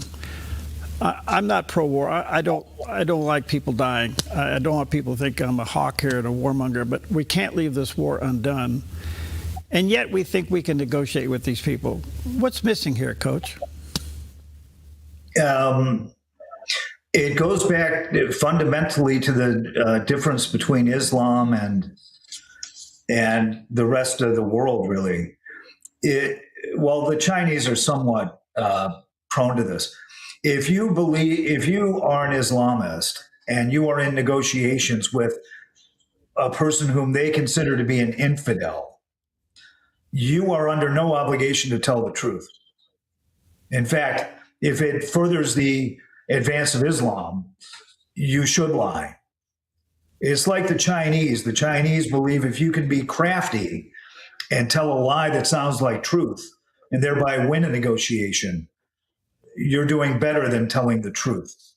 And I think the problem in Iran right now is you have two sets of hardliners. You have the diplomats and you have the IRGC.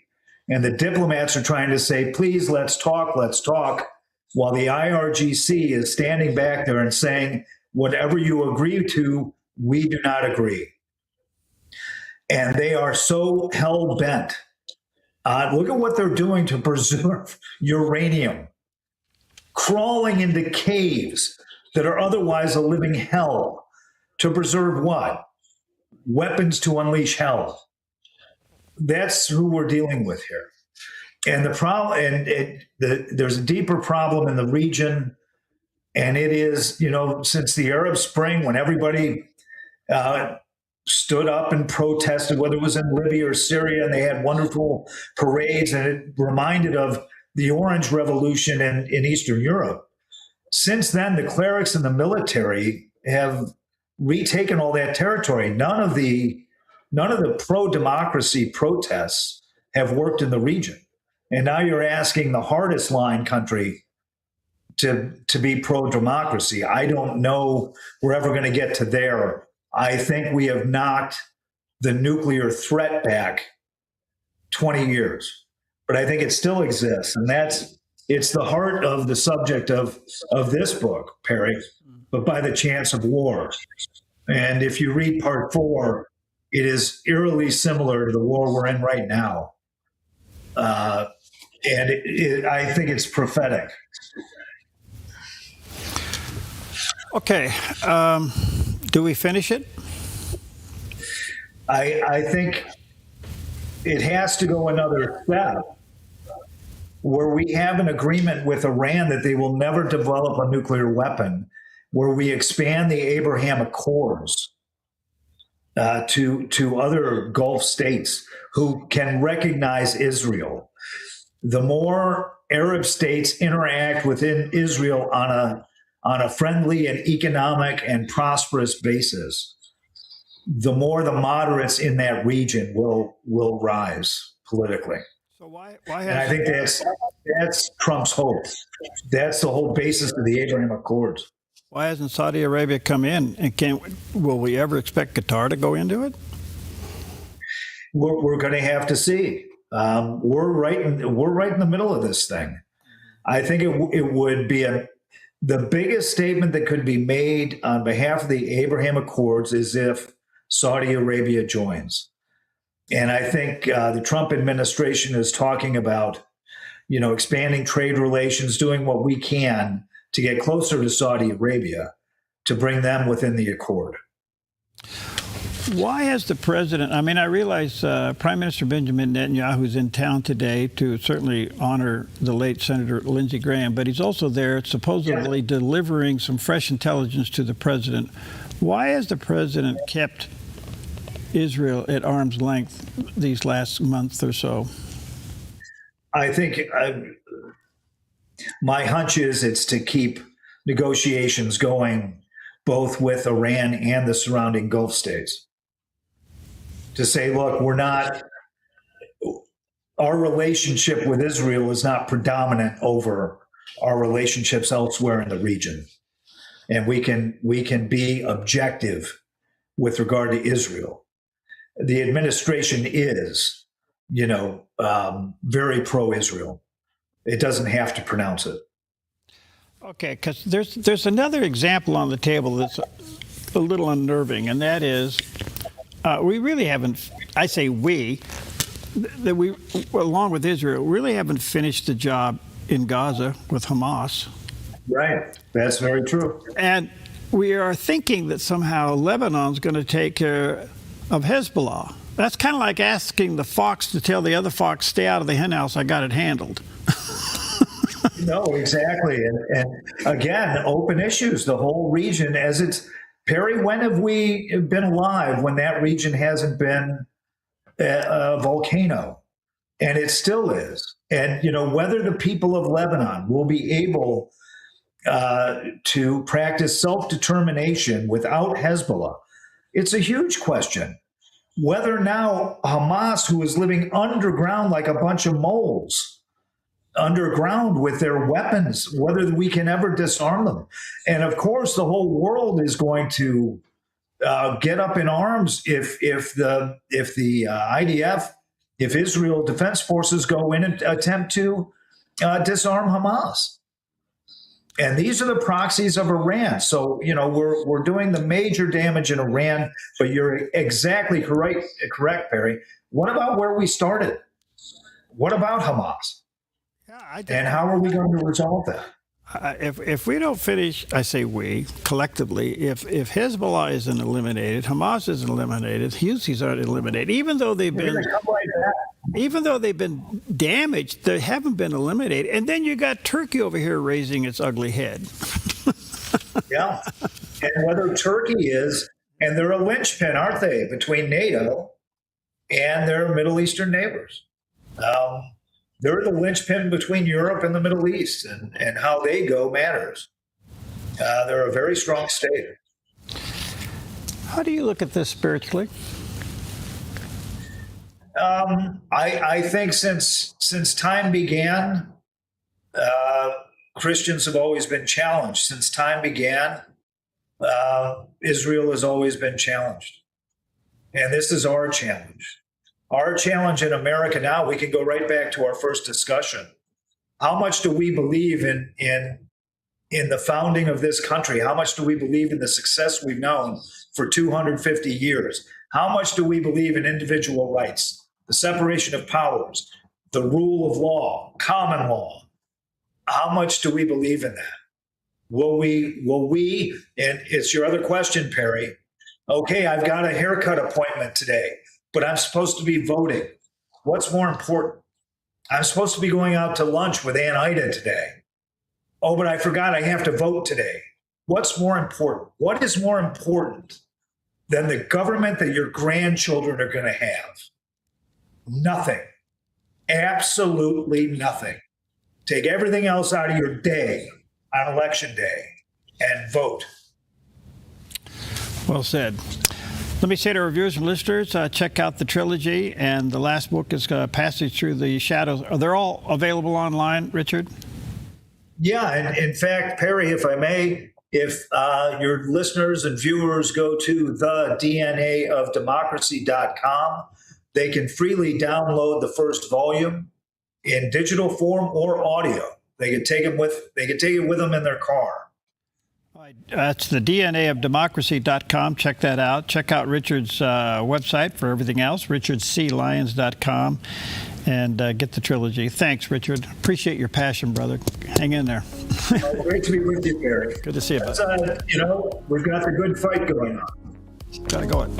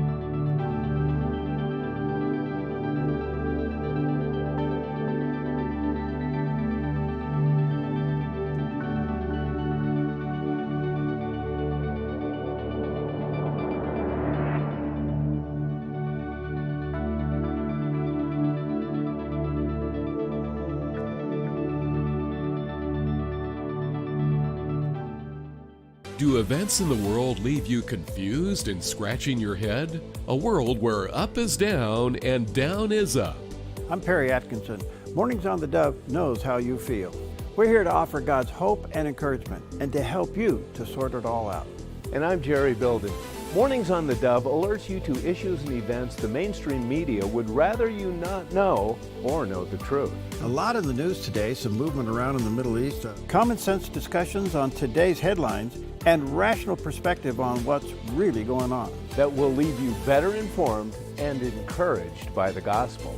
In this upside-down world, there's one place you can trust to get it straight. Check into Mornings on the Dove each day to find out what's really going on and to be encouraged. Mornings on the Dove, weekdays from 6 to 8 a.m. on the Dove TV and radio. Streaming online at thedove.us, Roku, and Apple TV. The Dove, encouraging and informative.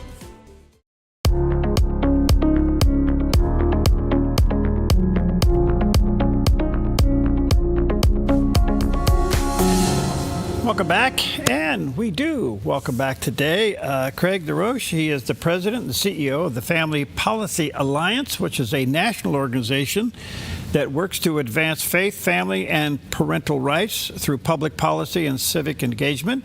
He previously served as Speaker of the House there in Michigan and as a frequent author, speaker, and commentator on cultural government and the role of faith in public life. We certainly honor his time to be with us today. He does have a website, familypolicyalliance.com.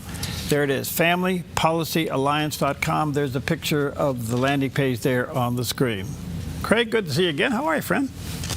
It's great to see you, and what a privilege it is to be on your show. Thanks for coming back. A lot going on. Hey, recently the Supreme Court said no to men playing or boys playing in girls' sports. That's a win, but is people paying attention to it?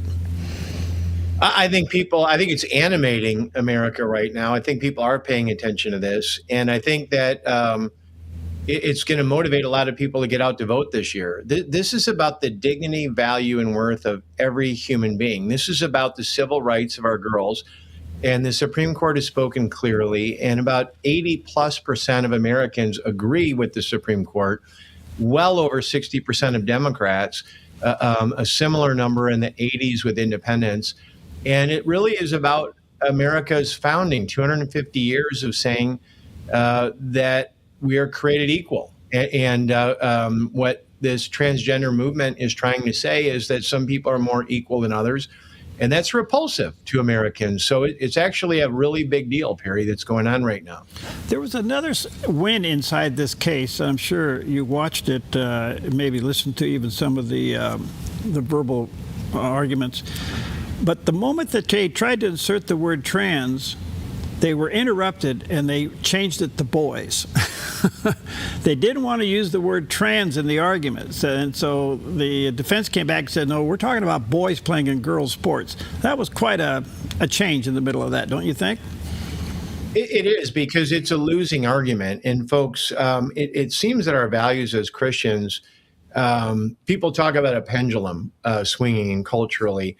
And our founder, Dr. James Dobson, and others talked about fighting back in the 70s, when this was probably only a decade or two into really an attack on Christianity, attack on our values, an attempt by our educational institutions to move us away from Jesus Christ and the truth. And people thought that, well, we lost those battles. It kept getting worse and worse. And then about a decade ago, same-sex marriage was still very unpopular, but the courts imposed that on the country and the states, and people thought, well, it's always just going to go one way. And I can tell you, in 2026 in the summer, it is not going that way anymore. People are rising up. They're pushing back against advertisers. They're pushing back against Hollywood. They're pushing back against the drug companies. They're pushing back most vociferously against the schools. And really the metaphor, the animating, as I say, cause, the cultural cause, is women's sports, where there's a lot of unanimity. It's not partisan. It's not restricted to just Christians. It's a shared values. It's a shared love for America. It's a shared love for equality that is bringing people out right now and speaking up like Sophie Cunningham did in the WNBA. She's not even a political person, but she was able to articulate her values on this issue very clearly. Boy, did she ever. Is this going to revitalize Title IX? God willing, it will. The civil rights victories of the 60s and this one in the 70s, a carryover, were about eliminating discrimination based on sex and gender and race, and to give everybody an equal shot. They were perverted, I would say, by the evil one, and people that, as Bob Dylan, the great theologian of that era, would say, you got to serve somebody, right? You're one or the other. And so we saw with the Voting Rights Act that was used to create black districts, right, to discriminate based on race. The Supreme Court got rid of that. Title IX was meant to level the playing field literally for girls' sports. There was only 250,000 girls playing in high school sports to well over 2 million, I think 2.5 million boys in the early 70s. Now they're on par with each other. So the evil one doesn't like that kind of equality. He doesn't like everybody being treated equally. And so it's been an attack on Title IX itself, where Joe Biden, in the most perverse way, actually tried to just unilaterally remake the words within Title IX so they conform to this radical LGBTQ ideology. Do you think this will carry over into the Olympics? I think that it will. I think that these are, I'm getting a little bit older. I was the Speaker of the House, so you say that was 22 years ago in Michigan now that I was Speaker of the House. So I've seen some of these things ebb and tide, and I know the difference between something that lasts for an election cycle and changes back when power changes over. This is a 100-year victory for the Lord and for our women and our girls. You had to take the UPenn president, who wrote a handwritten apology to their women's swimming team for how they are treated in the locker room and being denied their spot on the team for boys. That's a liberal, woke, leftist, socialist, for all I know, writing handwritten apologies. That's what my old boss, Chuck Colson, would call restorative justice. I don't think they're coming back from this, and I think it is going to really be a larger part of this 2026 election than people are predicting right now. I think that a lot of the Republicans are just holding their discussions on it until after Labor Day, when people start paying attention again. One other little question here that has to be addressed as it relates to this. Since the Supreme Court came out with this ruling, in particular, the governor of California, Governor Newsom, basically has thumbed his nose at it and said, no, we're going to do elsewhere. So this brings up the question, the consequences of breaking a Supreme Court ruling. Doesn't seem to be any. Well, I think that it's going to be much larger than anything that we could do punitively to a governor. I think it's the destruction of the entire platform for a couple generations of politicians that are still in office from age 80 down to even their late 20s that are taking very strident positions of this radical LGBTQ ideology that 80% of America doesn't want, recognize it as discrimination, recognizes dehumanizing girls and women, and it's on tape. As the rising generation says, they're providing the receipts. I kind of actually like that analogy. And I think people are going to look back at this like they look back at segregationist Democrats, a few years later, and said, you're disqualified. We don't want to hear from you ever again. We wish you well. We can try to bring you toward Jesus, but you've really disqualified yourself from being a participant in this. And but with Gavin Newsom, I'm not naive, Perry. I know exactly what he's doing, and I even would posit a theory as to why. Okay, so obviously this ruling gives hope and puts things back into hopefully a level playing field. How are you helping parents navigate through these waters when these kids are just pounded with this stuff in public life or in public school? So Family Policy Alliance is an alliance of 40 state organizations that employ over 400 people. And we do it through public policy at the local and the state level. I get to lead the national effort where we're trying to get Congress to codify these things. And policy is where this begins, taking the filth, the pornographic, almost stuff out of the books, not allowing the indoctrination, the postulation of children as early as kindergarten on these ideas, and respecting the dignity, value, and worth of every individual child. Your child is just as important as anybody else's, and part of what they should be entitled to is a childhood free of adults trying to sexualize them and reduce their value in the ways that they're doing. So we have tools, and it starts at Family Policy Alliance with mobilization. More Christians just don't vote in elections as much as even welfare or Medicaid recipients. A George Barna study demonstrated that this year. So what we're trying to make the story at Family Policy Alliance this year, when they look back at this election, is what happened? Why were there so many Christians that didn't vote for 50, 60 years now suddenly willing to show up at the polls and flood them?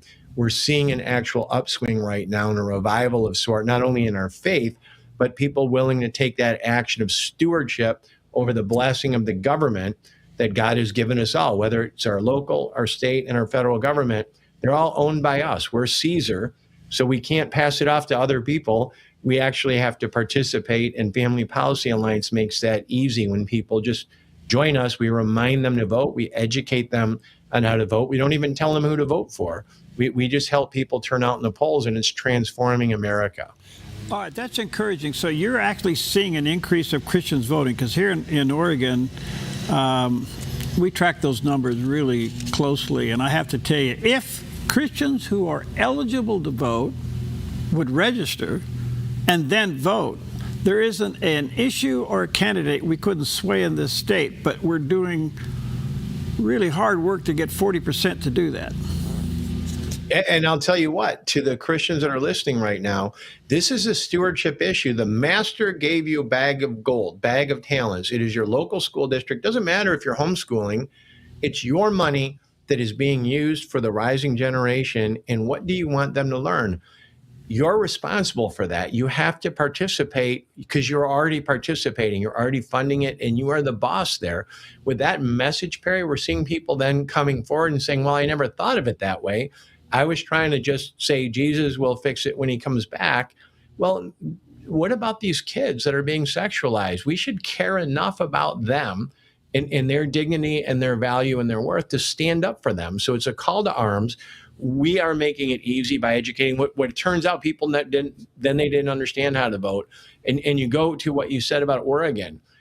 Folks, there isn't a place in America, if the Christians register and vote, that would not be completely in line with our values. We have the numbers. We just have not participated. In Texas, there was this woke little school district that was a town of 12,000 people, and they decided their school board by an average of 1,000 voters, and it got more woke and more dangerous for little girls and kids with this sexual content. And some churches started talking about it, and they had 8,000 Christians, 8,000, show up and vote. And that's what, so when we say at Family Policy Alliance is we want to make our voices so loud that they're impossible to ignore, they're too loud to ignore, and that the changes we put in place last for generations, not just an election cycle. Those 8,000 people now voting in that town of 12,000 people can actually change the school district for decades to come. So we want to make that easy for you. We want you to think of voting as a healthy habit, because guess what? You own that school district wherever you live in Oregon, and even the governorship, and the majorities in the state legislature are not out of reach in Oregon. They would actually be easy to do if the churches start reminding people to vote. Craig, do you think public education is salvageable? Well, I think that public education is salvageable in some measure, but I think that the cleanest and the easiest way for us to do this is to go to the per pupil funding for the parents. The parents are the ones that pay the taxes, and the grandparents, the other people in the community. Investing in education is a noble and worthy investment for a culture to do. But what we should stop doing is having it as a monopoly that's been taken over by the evil one and these woke policies. And to the issue of whether or not public education is salvageable, it would be hard for a little homeschool group of people to educate, say, a blind or a deaf person. Right. There's a lot of public service that we could do in transportation for people that have other physical disabilities. I think the parents, when they get their choice, they can choose off of a shelf, so to speak, of options of what to do. And I think the public would be able to serve them with things, reading and writing and arithmetic come to mind. If the public school says, well, what are we going to do? We can't, get in this weird woke sexualization of your kids. Why don't you teach them math? Why don't you teach them how to read? AI is like a typewriter. It's a neat tool, but it really is only powerful and works well if the kid actually knows how to write first. Yeah. All right, let me take a quick break. Check out the website, familypolicyalliance.com. They are frontline warriors for you. Check them out. Support them. familypolicyalliance.com. We'll take a quick break. We'll be right back.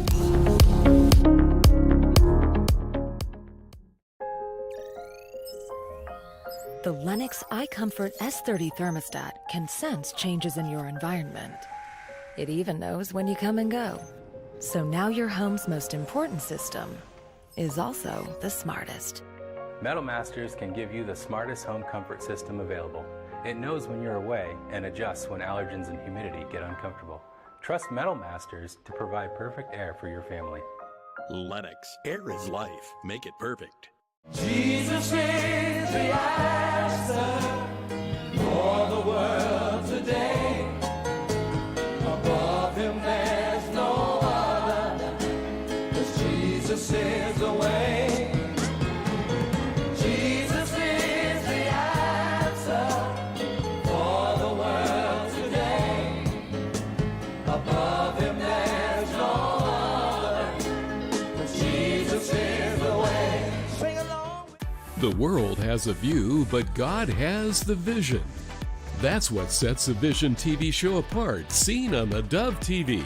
Welcome to The Vision, where the world has a view, but God has the vision. The Vision is an inspirational talk show that elevates voices of faith through powerful conversations, highlighting changemakers making a difference. My group, we are a collective of elder rights activists from across the nation. Each episode blends heartfelt storytelling with practical insight.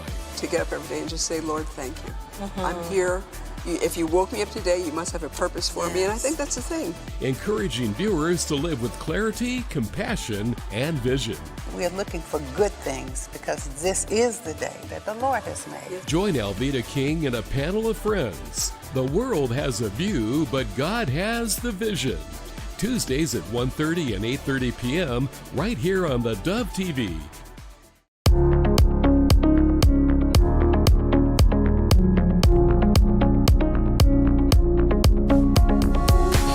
Welcome back. An honor to have back with us today Craig DeRouche. He's the president and the CEO of the Family Policy Alliance, which is an amazing organization nationwide. You can go to their website and certainly be educated and informed, but more importantly, be involved and support them. FamilyPolicyAlliance.com. We're talking about the recent Supreme Court case that pretty much has said no, transgender students cannot play, basically boys playing in girls' sports.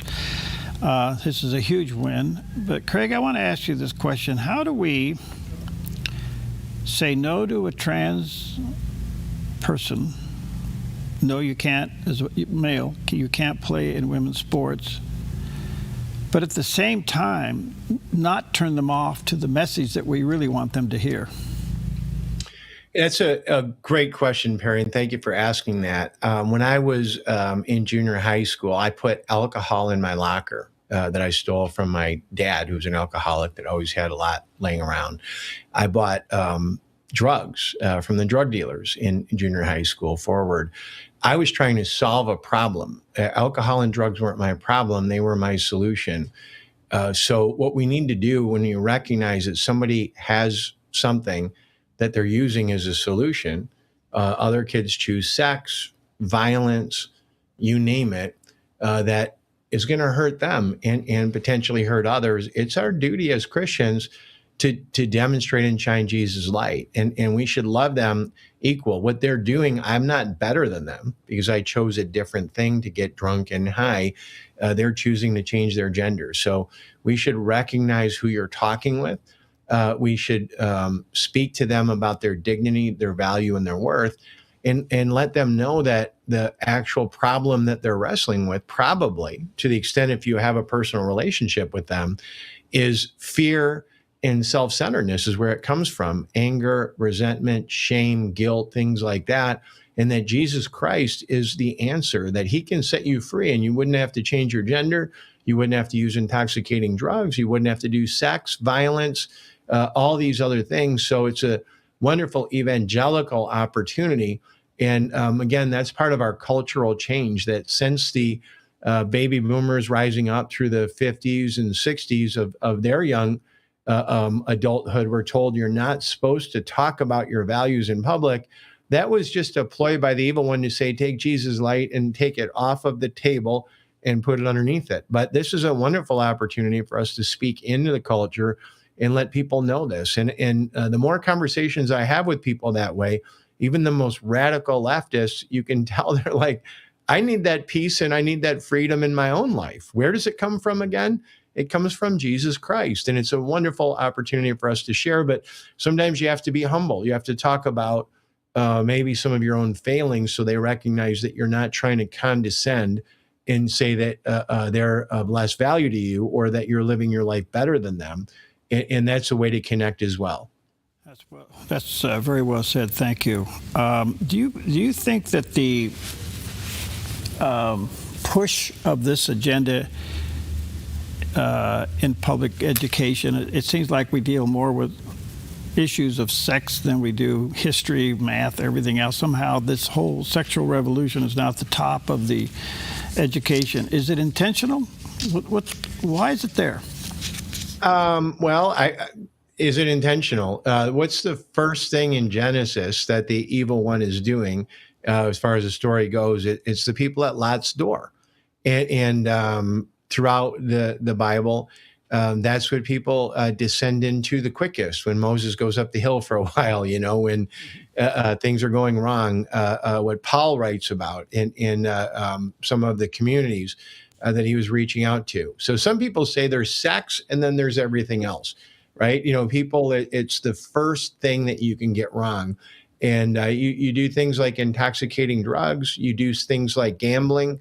For me, that they may not penetrate your soul that very first time, but sex seems to. It's the way that the Bible talks about it, and it's the evil one by his design, where he spends a lot of time manipulating. And where did Jesus first expose himself? To a woman at the well that was afflicted with sex, not as her problem, but she was using sex as her solution with 5 husbands and then another one.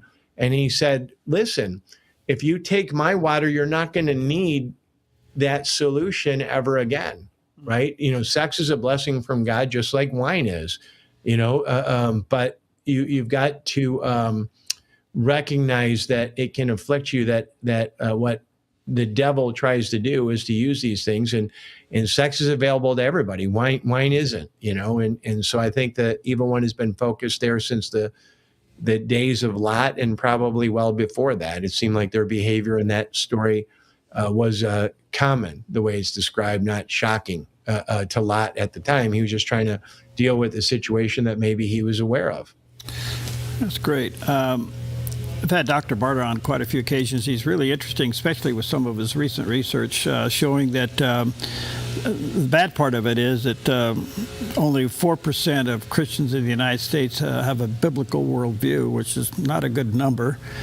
But on the other hand, looking back, there is seemingly an interest among young males looking to faith and turning to faith. Do you think there is a genuine renewal or even a revival of traditional family values?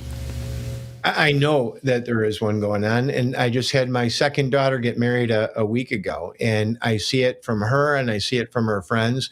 My youngest daughter, who's 19, she has a Sunday small group. In small groups, when I was a kid, were like 6 or 7 people, you know.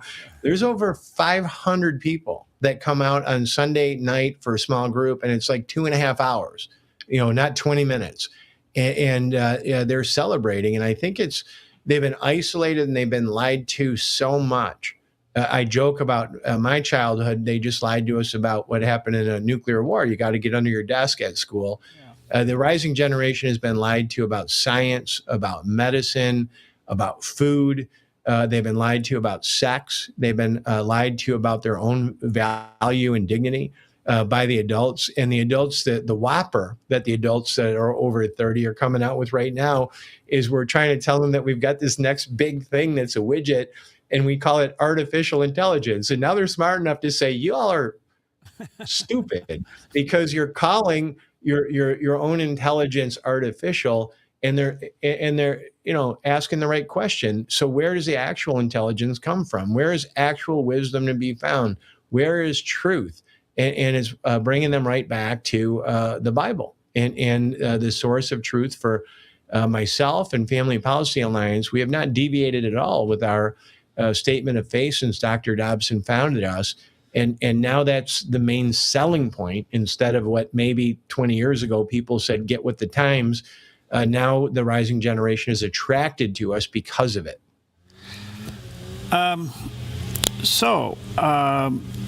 Do you think the American church is ready for these young people to come in? That's a great question. I love being on this show, by the way, Perry. Thank you for having me on. The American church as it currently exists is not prepared. But the church, the small c church, is forming up in such a dynamic way with home churches like that small group. Probably at least a couple hundred people there are seekers of that age. They just want to be around their friends, and they want to worship, and they want to talk about God, and they want to get lessons. The person that runs it is in recovery for pornography. You know, and that relates to people. They want to learn how Jesus set him free from that. A lot of young men suffer from that. A lot of young men are getting snared by online gambling, and it's bringing them in. I think a lot of the older, you know, in a more traditional, even the non-denominational evangelical movement would say, we'd rather not talk about that stuff. Well, folks, by the time somebody's 25 years old, they've been drenched in a really dark sexual, you know, culture that's drenched in gambling and pornography and everything else. And they're ready to talk about it. They're ready to hear how Jesus overcame it. And all those stories, everything I just said, are in the scripture. And it's okay. And because they want to be set free, and they want to know where they might be able to find peace in versus what is being advertised to them right now today.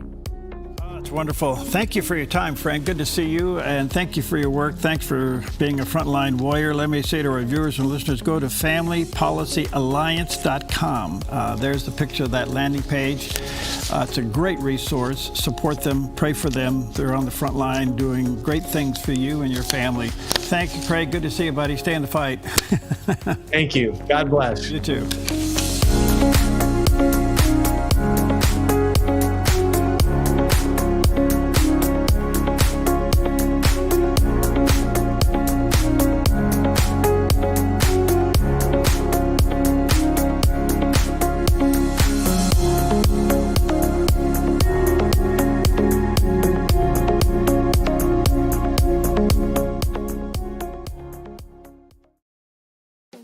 Since 1934, Grange Co-op has been more than just a store. We've been a cornerstone of our community, owned by people like you. We proudly offer top-quality farm and ranch supplies, including our own Rogue feed, as well as workwear, Western apparel, garden essentials, and pet care products. By signing up as a Grange Rewards customer, you not only enjoy exclusive benefits like special offers and 1% back on most purchases, but you also become part of something bigger, a cooperative that you own and help shape. Join Grange Rewards today.